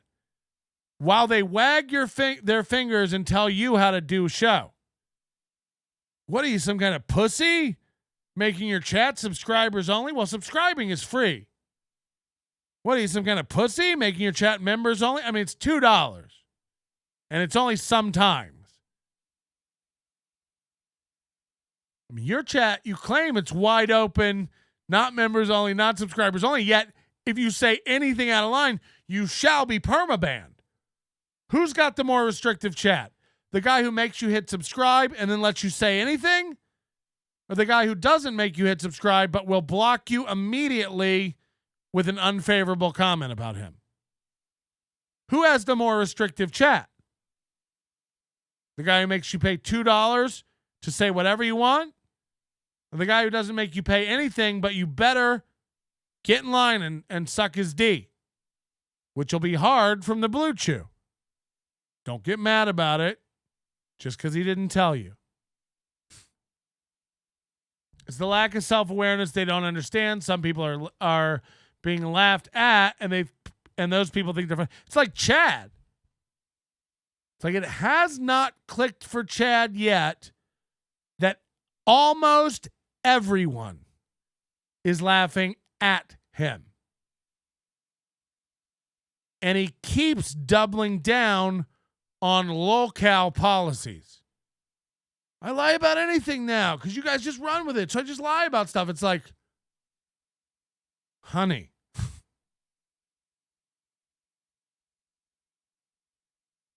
And I'm not saying that like Chad can't get a laugh doing stand-up. I'm saying as much as Chad screams about how Ray should not be podcasting, and he's right, Chad should not be podcasting. Chad isn't good. You know, we said last week, you know what I've noticed too? He's trying to prove to you that he's funny and he can joke now. It's so fucking sad, Chad. We said Chad can't tell a joke or be funny on the fly on his podcast. He has started doing stand-up bits in his show. Tell me if you're another person who's noticed this. It started Saturday, 2 days after we called him out for not being able to make a joke. First of all, we did the not being able to make a joke show, and then he got wasted during the day and couldn't do a show. So that did fuck with him. I exposed something that maybe he didn't even know. Chad cannot do a podcast that's funny. It's not possible. I'm not even kidding. It's not possible. Chad only talks seriously on podcasts. He'll discuss sports, he'll discuss comedy, he'll discuss drama and all this stuff, but never in a funny way. Never with humor. Again, occasionally, accidentally, there'll be a coffee cake line or something like that. But Saturday, specifically, he started working in bits from his stand-up. He did the I'm going to open a vape shop bit Saturday. Walking around, that selfie stick show he did the other day, he literally started quoting stand-up and working it into his wall. Like, I'm not kidding you. I can't remember the exact bit, but it's obvious. It's like a bit we all know, and he started like doing it on the walk. Because that's when you say like Chad can't joke or tell a joke on a podcast, he starts doing his jokes, his stand-up jokes. It's like, oh fuck. Like, oh shit. That's what he thinks. So I stand by it. Chad can't be funny on the fly. Chad can't make up a descriptive, humorous detail for a narrative. Like, I mean, prove me wrong. Prove me wrong. He's freaking out. He's freaking out about it. I turned off MLC yesterday for the first time in I don't know, forever. After Alex Stein got off, I was watching and I was just kind of like, I know the rest of the show. I don't even need to watch, you know? And I turned it off. So I don't know what that says about me or MLC, or I was probably just tired. But I didn't even realize I did it until later. I went like an hour later. I was like, oh, I didn't see the end of MLC. I just turned it off. And Chad didn't steam stripe yesterday. So he might be done with that. I don't know. Maybe.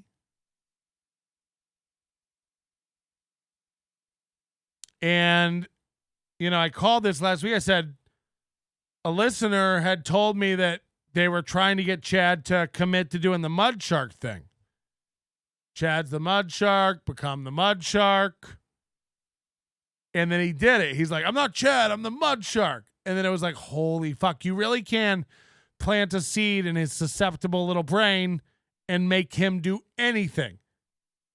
He's the Manchadian candidate. You can just make him do whatever you want him to do. Anyone can remote control him. It costs nothing. Say an idea and watch it come to be. That's the truth. Somebody told him, you're the mud shark. You should be the mud shark. Say it's different than Chad. Chad's dead. Be the mud shark. And then that person told me that he didn't really understand it or get it, which is kind of why he's fucking it up now. He was on Mondays with Mazer, like, I'm Chad today. I'm Chad. I'm not the mud shark. It's like, what the fuck is going on? What the fuck is going on? And then he let it slip that someone told him over DM to do the mud shark thing and say Chad was dead. Confirming what I said. Confirming it completely. Here's Chad admitting he got a DM to tell him to do the mud shark thing as if that's a defense.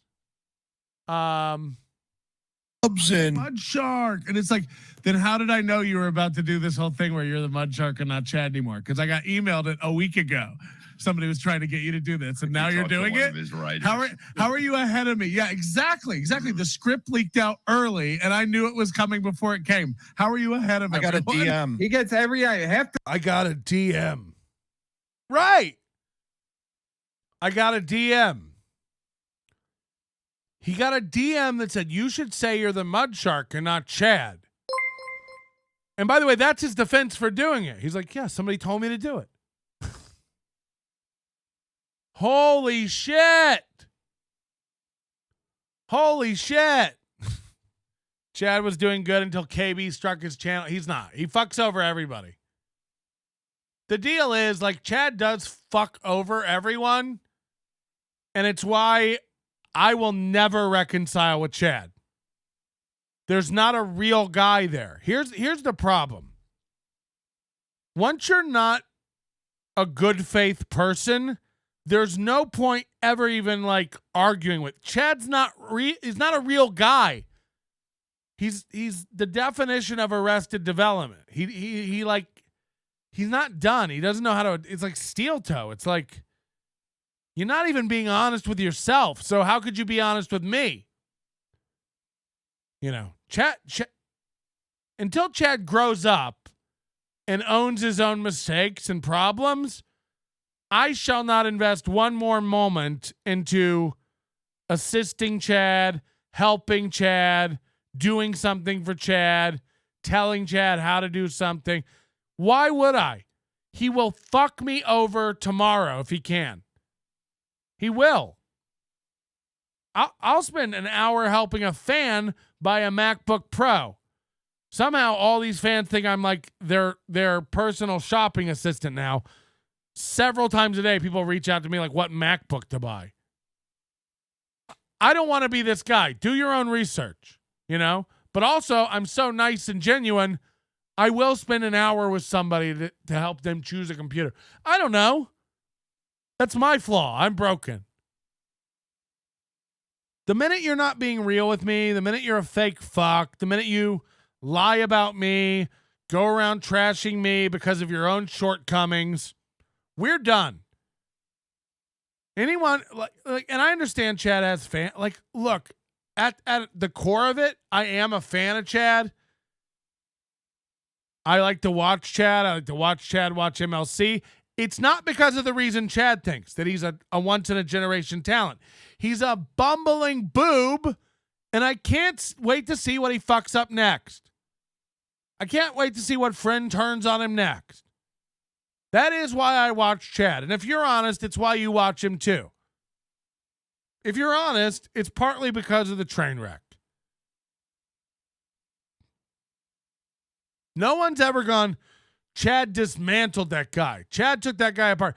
In Chad's mind, he beat Steel Toe. We all know the truth.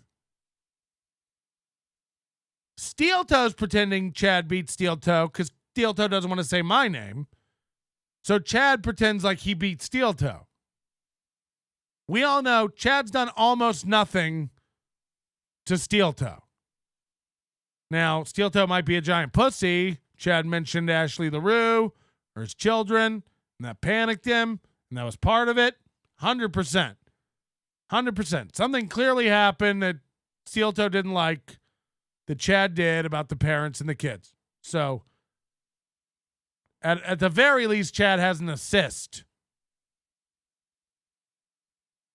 But I don't, what has Chad ever done to anybody that's like, oh shit?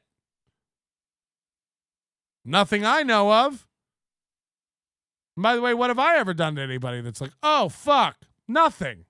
Nothing. We don't really, we watch things and make fun of them. That's what we do. Some people take real, if we watch David Skarica's fridge and zoom in on it, he calls that doxing. Because that's what it feels like to him. No one's ever zoomed in on my fridge and made fun of it. You're doxing me. That hurts. That's mean. It's like, yeah, but it's not doxing. So grow up. I hate to say this, but it's a hoagie fest. It's classic summer. Oh, it's classic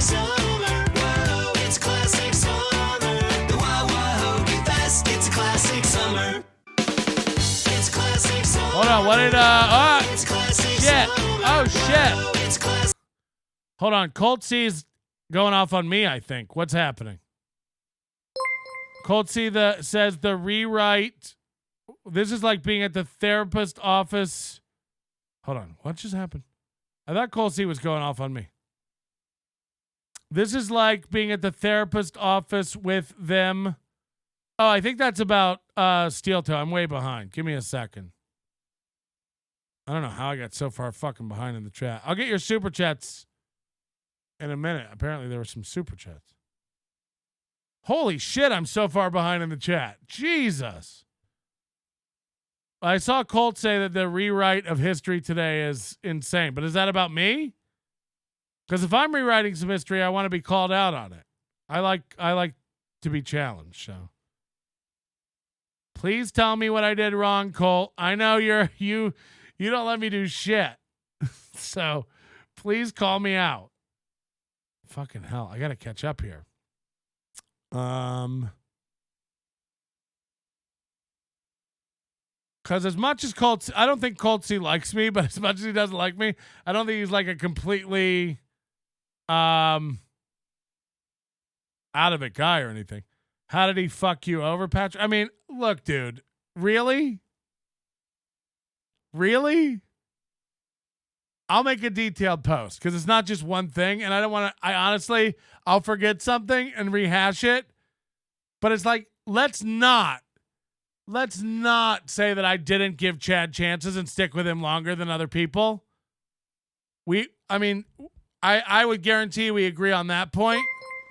When everybody else was turning their back on Chad, I stuck it out longer than everybody until I was personally lied about. You know, Chad said I fucking wasn't paying him. Chad said I took his store away. This is not what happened. And the things that led up to that were him going on his show and being insane and saying shit. So I'll have to I'd have to go back and like do a list of it, but like Chad's not a loyal guy. That's my point. It's like Chad will turn on anybody in a heartbeat.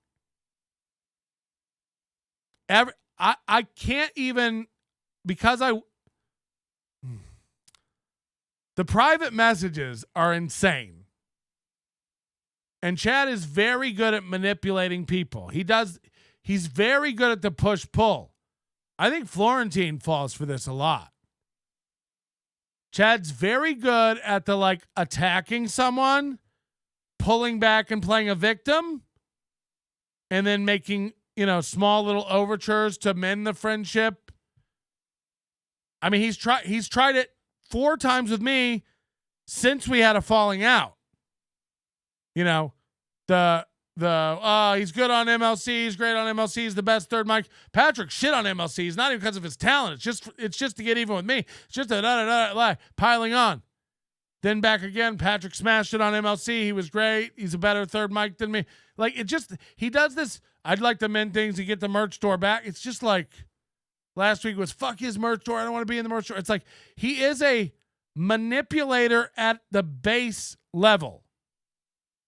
And I don't even think he necessarily knows he's doing it because I don't think he has the intelligence to know what he's doing.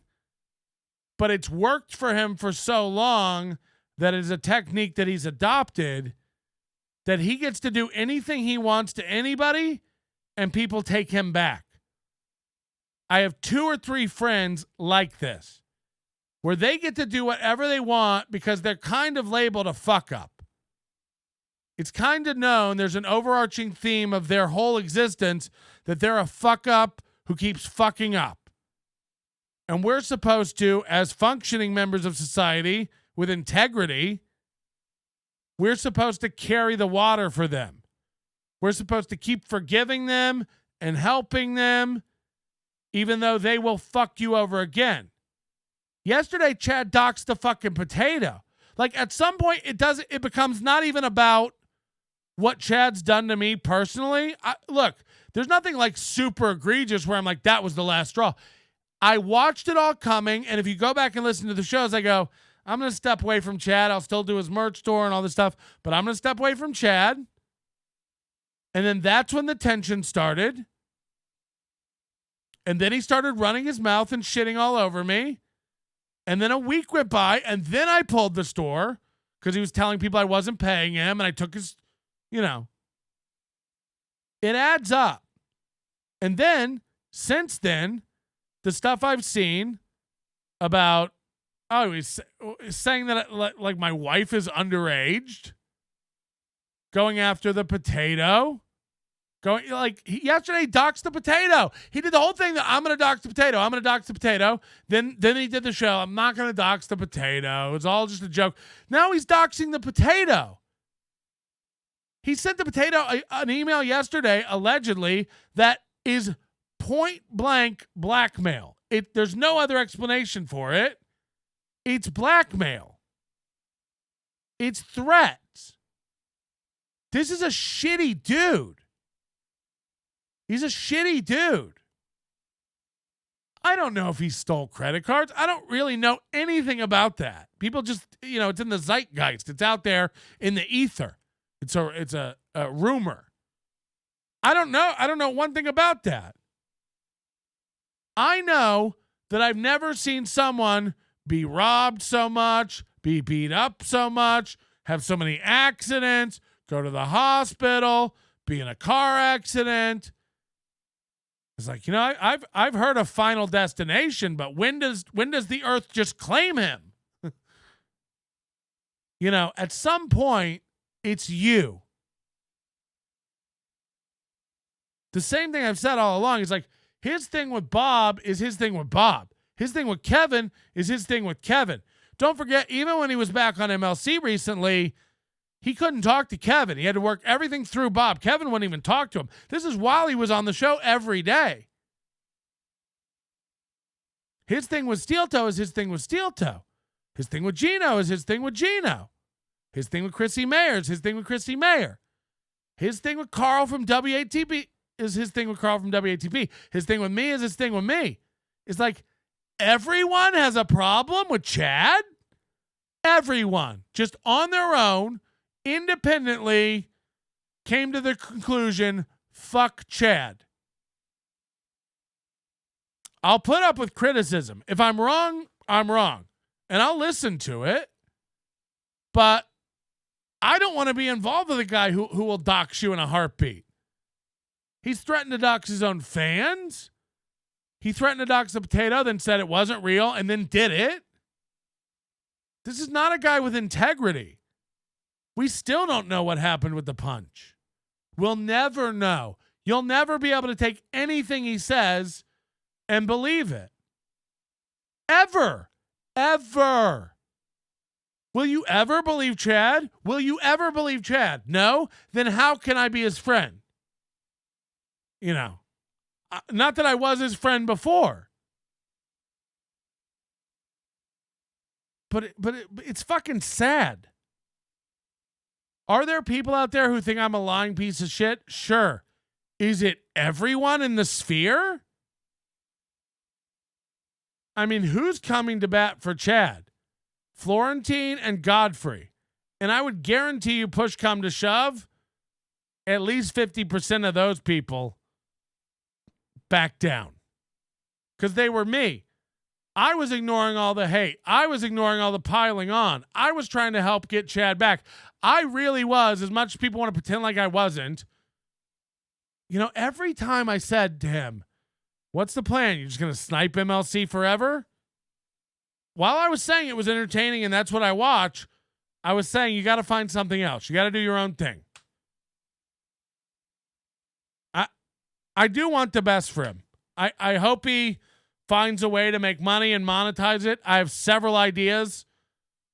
I will never give them to him, and he shall never have them. He's burned me as a friend, and that's fine. We weren't really friends. We met once. I don't owe him anything. He doesn't owe me anything.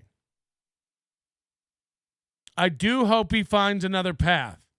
He said he made more walking around in Super Chats than he ever made on MLC. I don't think that's true because he made over $1,000 a couple times watching MLC. But If he can do a walking around show with that selfie stick, that's great.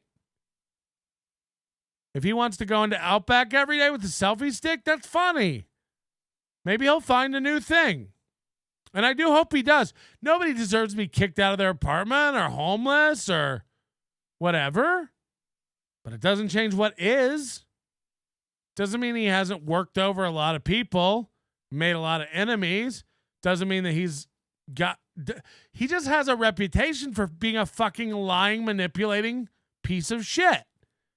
And it's hard to overcome, especially when your newest thing is doubling down on that. I'm the mud shark. This is what I do. I lie about everything. It's like, nobody wants that friend. Hey, you coming to my birthday party? Yeah. Hey, how come you didn't come to my birthday party? I'm the mud shark. I lie about everything. Hey, can you pick my daughter up at school? Yeah, sure. Hey, my daughter said nobody came and picked her up at school. I'm the mud shark. I lie about everything. What are we doing? You know what I mean? Like I'm 43. I love a good joke. You know, I do lie about, I did this whole thing for 6 months that there was an incident at my special and my special won't be put out. Don't ask questions. I don't want to talk about it. If you were there, you know what happened. I don't want to talk about it. It'll never be released. I'm suing them if they try to release my special, yada, yada, yada. That was a bit. That was funny. But you know what? There was no victim. There was no victim in that. Laugh After Dark was in on it. They knew what I was doing. I was messaging the producers, Rob and Kelsey, about it. They thought it was funny. People would ask them what happened at his special. Why is he so pissed? And they would downplay it and go, don't ask. We're not allowed to talk about it.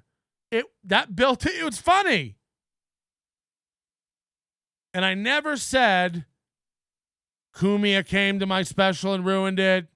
Stoney from Cheetos came and ruined it. I can't even believe I'm saying those words. That's a bit. That's a lie that's a bit that doesn't hurt anyone. Saying that, you know, when I came up with the Cheetos Stoney's thing, that was incumbent upon Chad to be like, I don't think it was that. But Chad went along with it. We all kind of thought Chad was lying about the punch. But we can't say it. It's insane to think that that's a lie. Now, the Kumia, I don't know. I don't know. Melton was setting Chad up to do that like a real piece of shit. I didn't set up Chad. Hold on. Those were two different comments. One was criticizing entertainment value of Chad's treat. I didn't set Chad up to do anything. Look, I'll never convince all of you. And again, Colt C's like one of the guys who thinks I'm like the biggest piece of shit, I guess. I don't know. But like, I'm not interested in convincing you. Chad thinks that I worked him over with ulterior motives to get on MLC. I can't even. Okay, you're right. It's always been a dream of mine to meet my dad, my hero, Kevin Brennan. What? Now, can I enjoy being on there? Sure. Do I have a good time? Sure.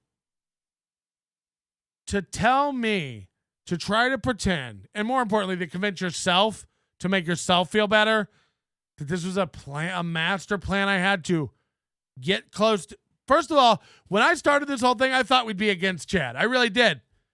The whole thing with Steel Toe and Chad started out, I was on Steel Toe's side. They were decimating Chad. And then the more I looked at it, I was like, actually, Chad's being a little more reasonable than Steel Toe. And then, of course, Steel Toe's such a massive douche, you can't unsee it. But that's why Steel Toe then came up with this theory that, like, he's aligned with Chad. It's like, and that was never the truth. We used to laugh about it. I wasn't aligned with Chad. I don't know fucking Chad. I've met him once. But I appreciate the tip of your hat to my intelligence. I'm not a sycophant like most others. I mean, that's fine.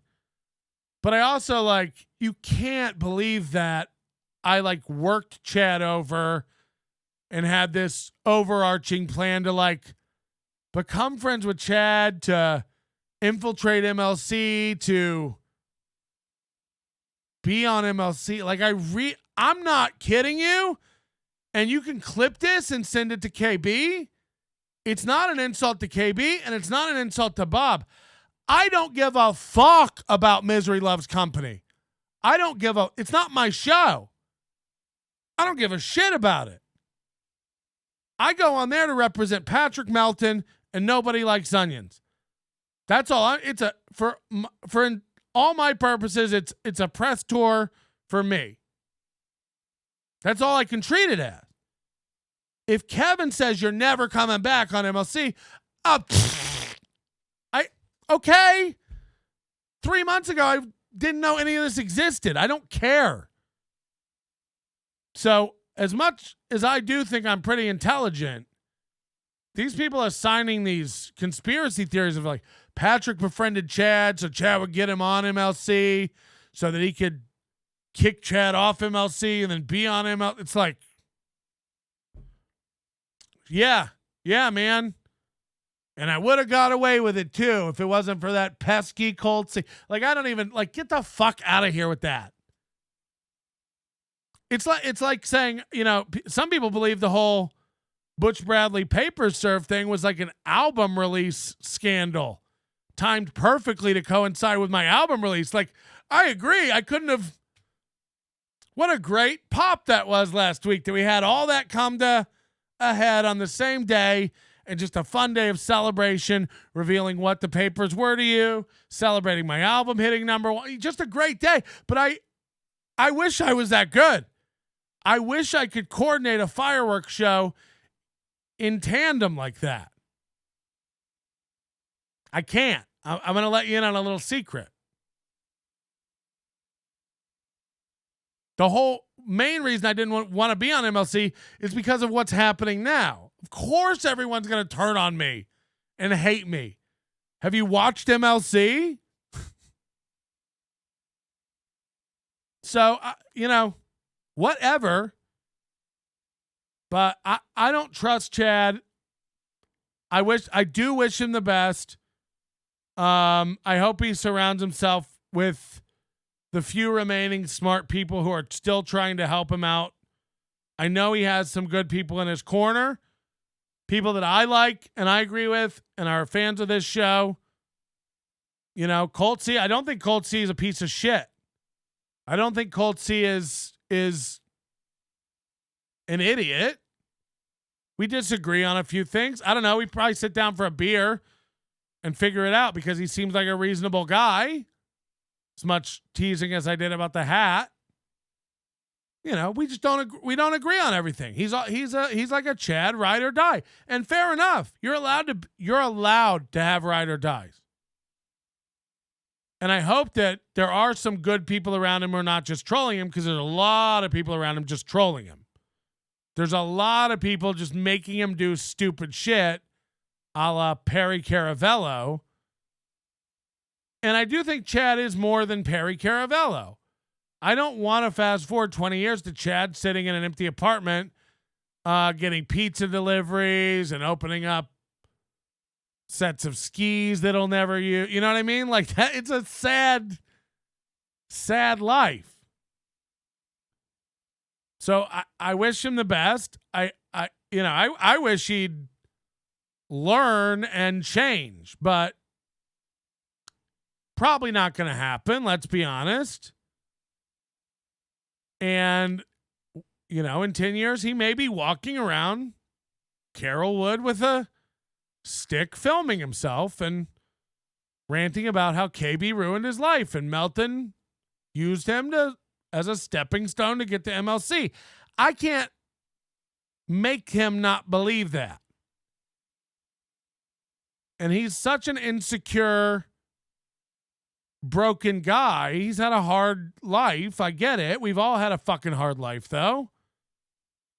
That I think he really I think he's convinced himself that is what happened. Melton used him to get to MLC. He says it so much and when I see him say it, I really think he believes it. And I can't make him not believe that, and I can't make people who do believe it not believe it. But it's frankly insulting to me, as if like my end game was MLC. Like now, okay, now what though? My podcast is, I just folded up 20 years. Like, well, I got the MLC, so, you know. MLC is not something you stepping stone to get to. MLC is an anal fissure that takes months to clear up. And then you eventually just shit it out into the toilet along with one of your waste sessions and flush it away. And rarely even notice. I will be ejected from MLC like Chad was ejected from MLC, like many people before him. You know, Kevin has a track record of not being able to work with anybody for very long. Okay. Do you think I don't know what I'm getting into? But I'm not that, I'm really not that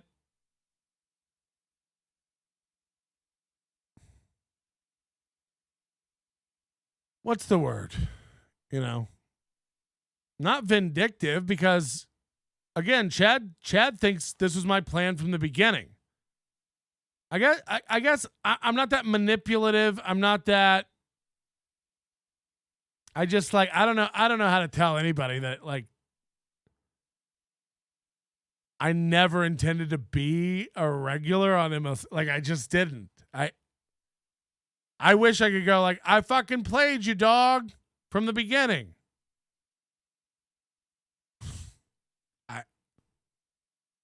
You know, it's sad. It's sad. I hate that people believe that. That kind of stuff genuinely bugs me, because it speaks to the core of like who I am as a person, that I used that I saw an opportunity in Chad and had this long game plan to befriend him, crush him, and then she's like, that's not how things work. It's not, especially in the MLC verse. Try to plan something like that and see how well it goes. I mean, it just, you know, I don't know. Cold C is gay. He's not gay. Melton was, hold on, what was this? Oh, why are my chats not working? I can't click chats. Oh no, there they go. Woo, everything's fucking up. No, Melt. I couldn't even read it. What's going on? No, Melton was teasing Aaron for saying he ignores negative things and doesn't block people. And he ranted and blocked people. Melton never said he doesn't get annoyed. It's not even annoying. I just don't look. I'm a real human. I don't even want Chad thinking that about me.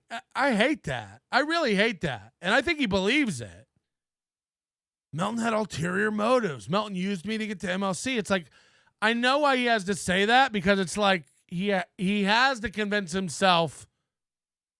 But it's like, no, everything I feel about Chad is because of something Chad did. There's no other truth. That is the truth. It was never a plan. I didn't hatch anything. I wish I was that good. I really do wish I was that good, but it's just not true. All right, that was fun. That was fun again. Jeff Closer said, "Are you okay?" Snap out of it. I've lost all ability to control chats on my screen. Holy shit. Okay, safety first. Can I? Oh, maybe it'll connect now.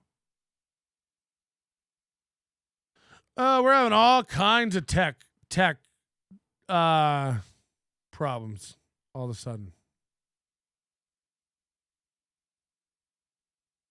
Can I get these super chats up? Man, everything is just froze. Okay, there we go.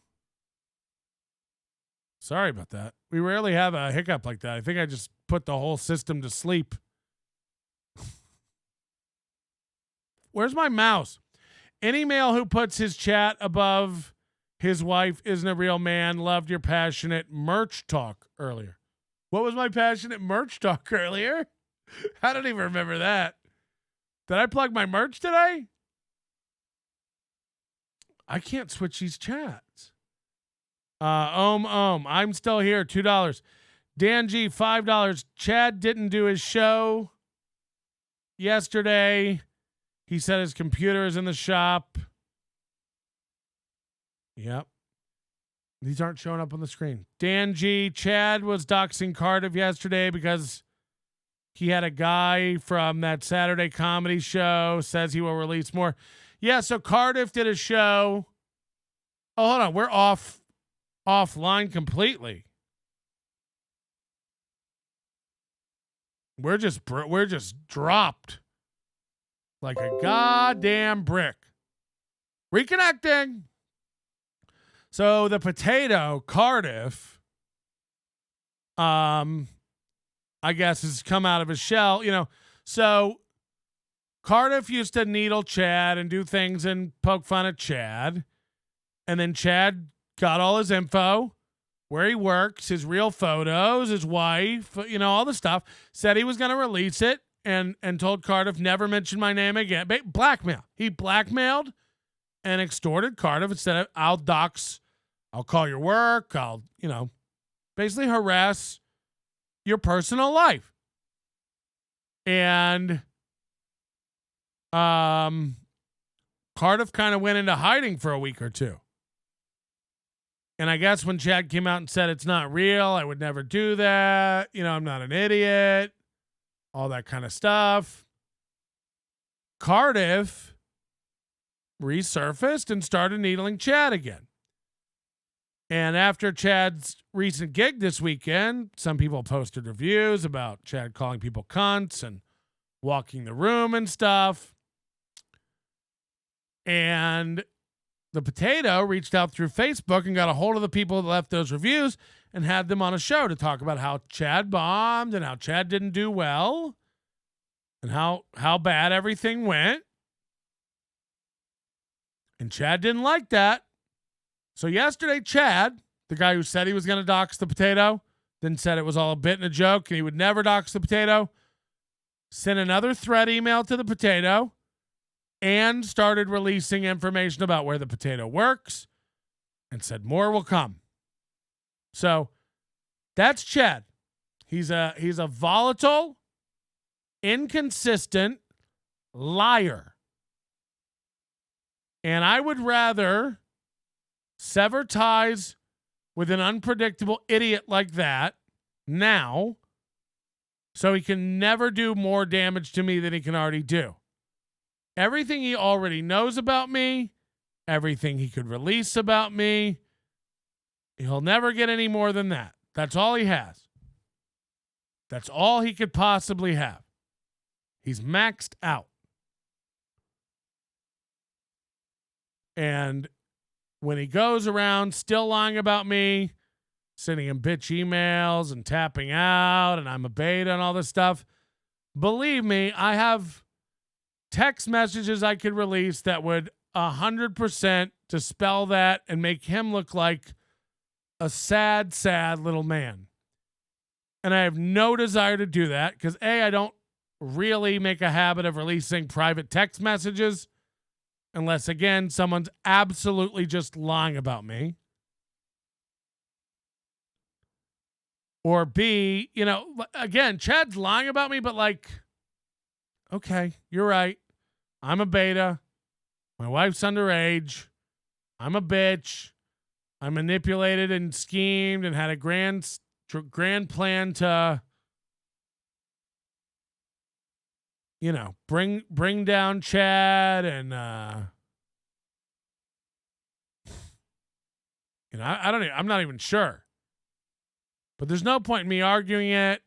I'd rather just walk away.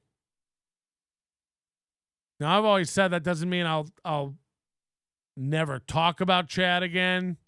He's in the world. We have mutual friends. I'm doing MLC.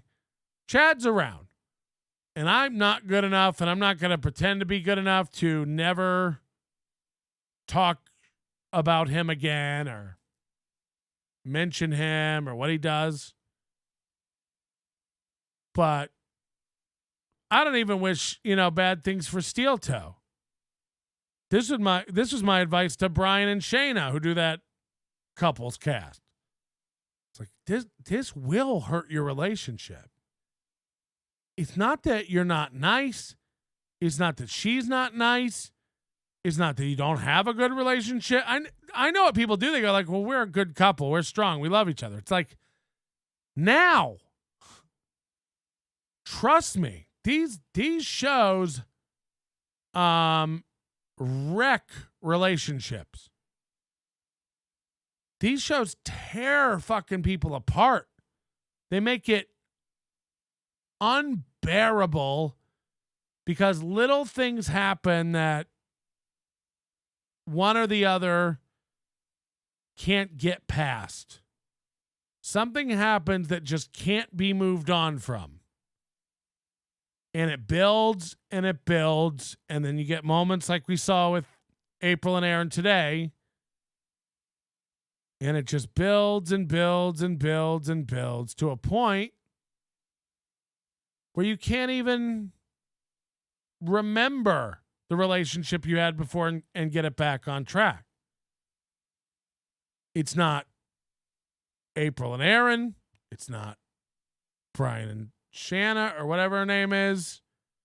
It's just the nature of humans, and adding in that element of a live audience and the vulnerability of a real relationship in that sphere. Please make the MLC shirts with the NWA font, Mooby. Says Little Chad. Sorry, I can't do the comments on the screen. And who knows how this will even go up. I've been disconnected for 20 minutes, so. But I try to have integrity. I try to keep my word. I don't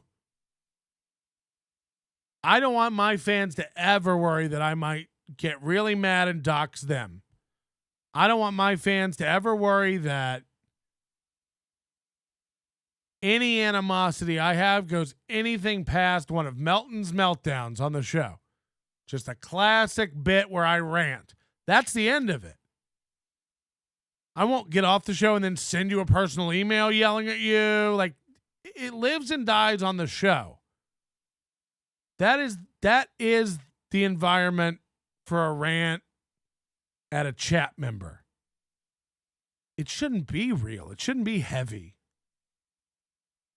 Colt C and I, again, if I run into the guy, I'll buy him a beer and argue with him. By the way, we can argue at the bar. I hope that's all it is. I hope that all it ever is. I hope that if I saw Chad, God forbid, at a bar outside a comedy club somewhere, if Chad does come to Atlantic City,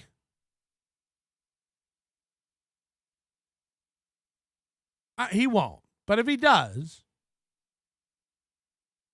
no one's going to spit on him. No one's going to kick him. No one's really angry. Come on. This isn't like, there's real life and there's this. And it's the same thing I said with Little Mir. Like, nobody should be getting Little Mir fired. Little Mir. Now, look, Little Mir's in the same boat as David Scarica. He tried to do the same thing. Well, we're not going to super chat, but he dropped it real quick. I don't know. By the way, I don't know if he dropped it because somebody was fucking with him and he had to move on. But either way, he dropped it. Scarica can't drop it. And also, Scarica might actually be a bad dude. Little Mir's not a bad dude. He's just a bad musician. Jokes. But Little Mir, as far as I can tell, isn't grifting people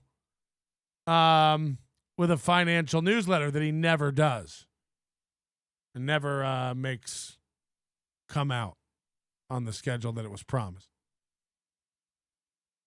So I don't know about any of that stuff. But sorry to get so heavy here with the real talk and the emotions, but it is easy to get too invested in these shows and think too much about them and intertwine your digital life with your real life.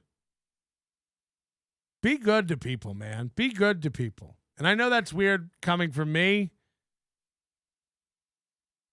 but I try not to ever do anything to anybody aside from make fun of products they put out, which is totally fair game. People do it to me. People are welcome to do it to me. People do it to me every day on Twitter. People do it to me every day on YouTube. Look at this fat idiot. Look at this fat onion. Look at his stupid wife. Look at his stupid face. 4 eyes. He wears hat. You know, any insult. He wears hat. Look at this guy wearing hats. It's like, well, when you got me, you got me. You know what I mean? You can't control what other people think about you, and every goddamn one of them thinks something. Most of the time, it won't be what you think, and it won't be in alignment with what you think. But there's not much you can do about it other than try to coexist. That's why I think all these guys do a great disservice to themselves when they block people, especially like you're blocking people who are super chatting you. You're blocking people who are supporters of your channel. You know, if you pay $1.99 and become a channel member here and then want to criticize me, valid, you know, like an adult, if you want to keep typing the same thing over and over in the chat every minute, you'll probably get banned because it's just annoying for everyone. But if you have a question, I'll probably answer it or try to answer it in earnest once. And then eventually I'll probably move on and drop it. But everyone should approach everything like that. And then when it comes to real life, you know, be kind. Give everybody the chances and the respect that you would want in that moment. Which is what I tried to do with David Scarica, really. Like, I try to bury that. But again, the more I think about it and the more he keeps acting like a complete emotional baby spaz, I don't want to be friends with a grown... Sorry, I am just too old where I make blanket policies. And I don't want to be friends with a guy who's that emotional and unstable. I'll say something else that's going to upset you. I know me. I'm not great at communicating. I will say was emailing Principled Uncertainty yesterday. I think it was him. Or it might have been another guy. I can't even remember. So many people.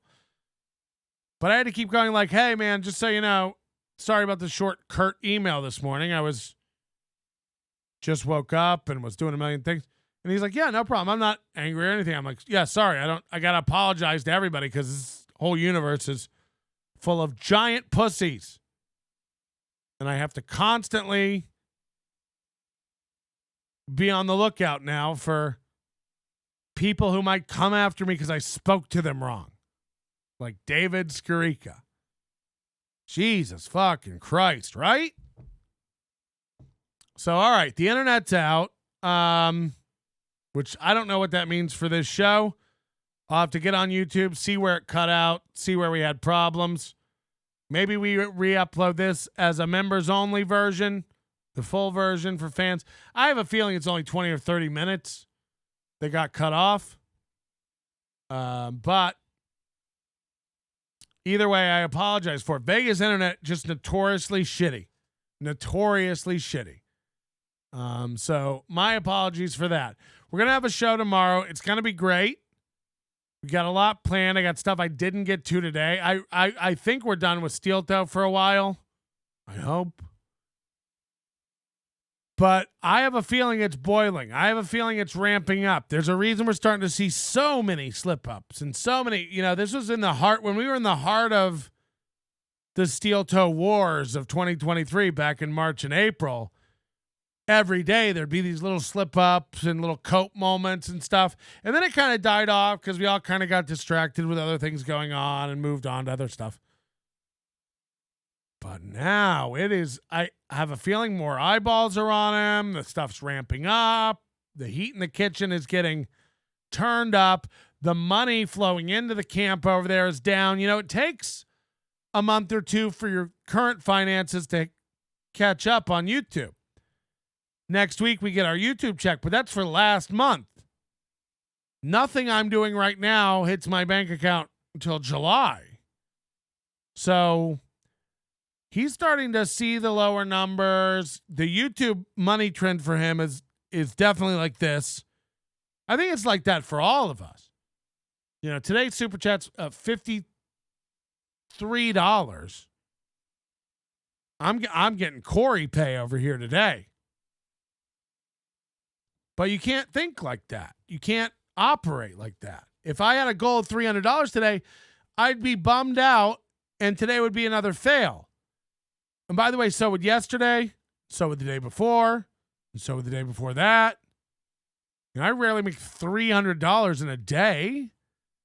But if that was my intention and my goal and my mindset, every day I'd be let down. And every day I'd start my world after this program on a bummer note. And that's not good. Nobody wants that. So yeah. I don't even know. I don't even know. I appreciate everybody who thinks I'm a manipulative genius who's puppeteering this whole thing. But this is a jet ski that somebody has duct taped the throttle down, and I'm just holding on, trying not to fall off into the deep. But who knows? I have a feeling we're all going to end up down in the abyss, and we'll eventually take water into our lungs and become driftwood on the bottom of the ocean floor. That's encouraging, huh? Join the Overdose. Sign up for the Overdose. Get access to all the bonus shows and all the content, audio only and stuff. Again, just the best way to support the show. I get the most money if you head over to the website and join the Overdose. NobodyLikesOnions.com/overdose. Or join right here on the channel. The Overdose Lite membership level will get you access to almost everything immediately when it's over. Like this show, except this one I don't, know what's going on. Tomorrow the Bauer auction launches. We're going to have an art project for the first time in a couple of weeks. We'll catch up on all the things we missed this week, like Casey Armstrong and a couple other things I have loaded up that we're going to want to take advantage of. Thanks to everybody who participates in the chat, who comes to the show, watches it every day, whether you're a full-on onion level fan, not quite sure yet, don't know what to make of it, still dipping your toes in, a hater, a detractor, not quite sure what you are yet, whatever Colt C is, Across the board, though, thank you for watching it. I do appreciate it. Thanks for hitting likes. Thanks for hitting thumbs up. Thanks for subscribing. Thanks for telling a friend about it. Buying a membership, sending a super chat, every little bit, it all adds up to support. And it's genuinely appreciated here on any level. As much as someone on Twitter yesterday tried to convince everybody Patrick was bitching about low super chats and bitching about low numbers. I don't. 200's fine. We're back up to 350 at one point today. That's great. 70's fine. I'm appreciative for every person who gives up one goddamn minute to listen to my insane rantings. Why do I deserve to be on a louder mic than you? Who would want to fucking hear this? And why? I gotta get some sleep. We'll see you tomorrow. Your manner is most unbecoming of a gentleman. Would you be high on cigarettes? I don't know if the comedy hasn't hit him yet. They're full-blown retarded or just high on cigarettes. A question posed to stupid hoes who don't get it yet. Excuse me, miss, are you high on cigarettes? I don't know if the comedy hasn't hit them yet. They're full-blown retarded or just high on cigarettes. All the laughter that you deploy if you listen to the show, boy. Patrick melting faces have you stacking NLO point. It's the low point, not the reason. The reason is fucking gold. Gonna make the taco pony party be a party of soul. To make you vandalize a van with a pedo sticker so bold the family probably get arrested before they get down the road. Or stupid motherfuckers just got NLO.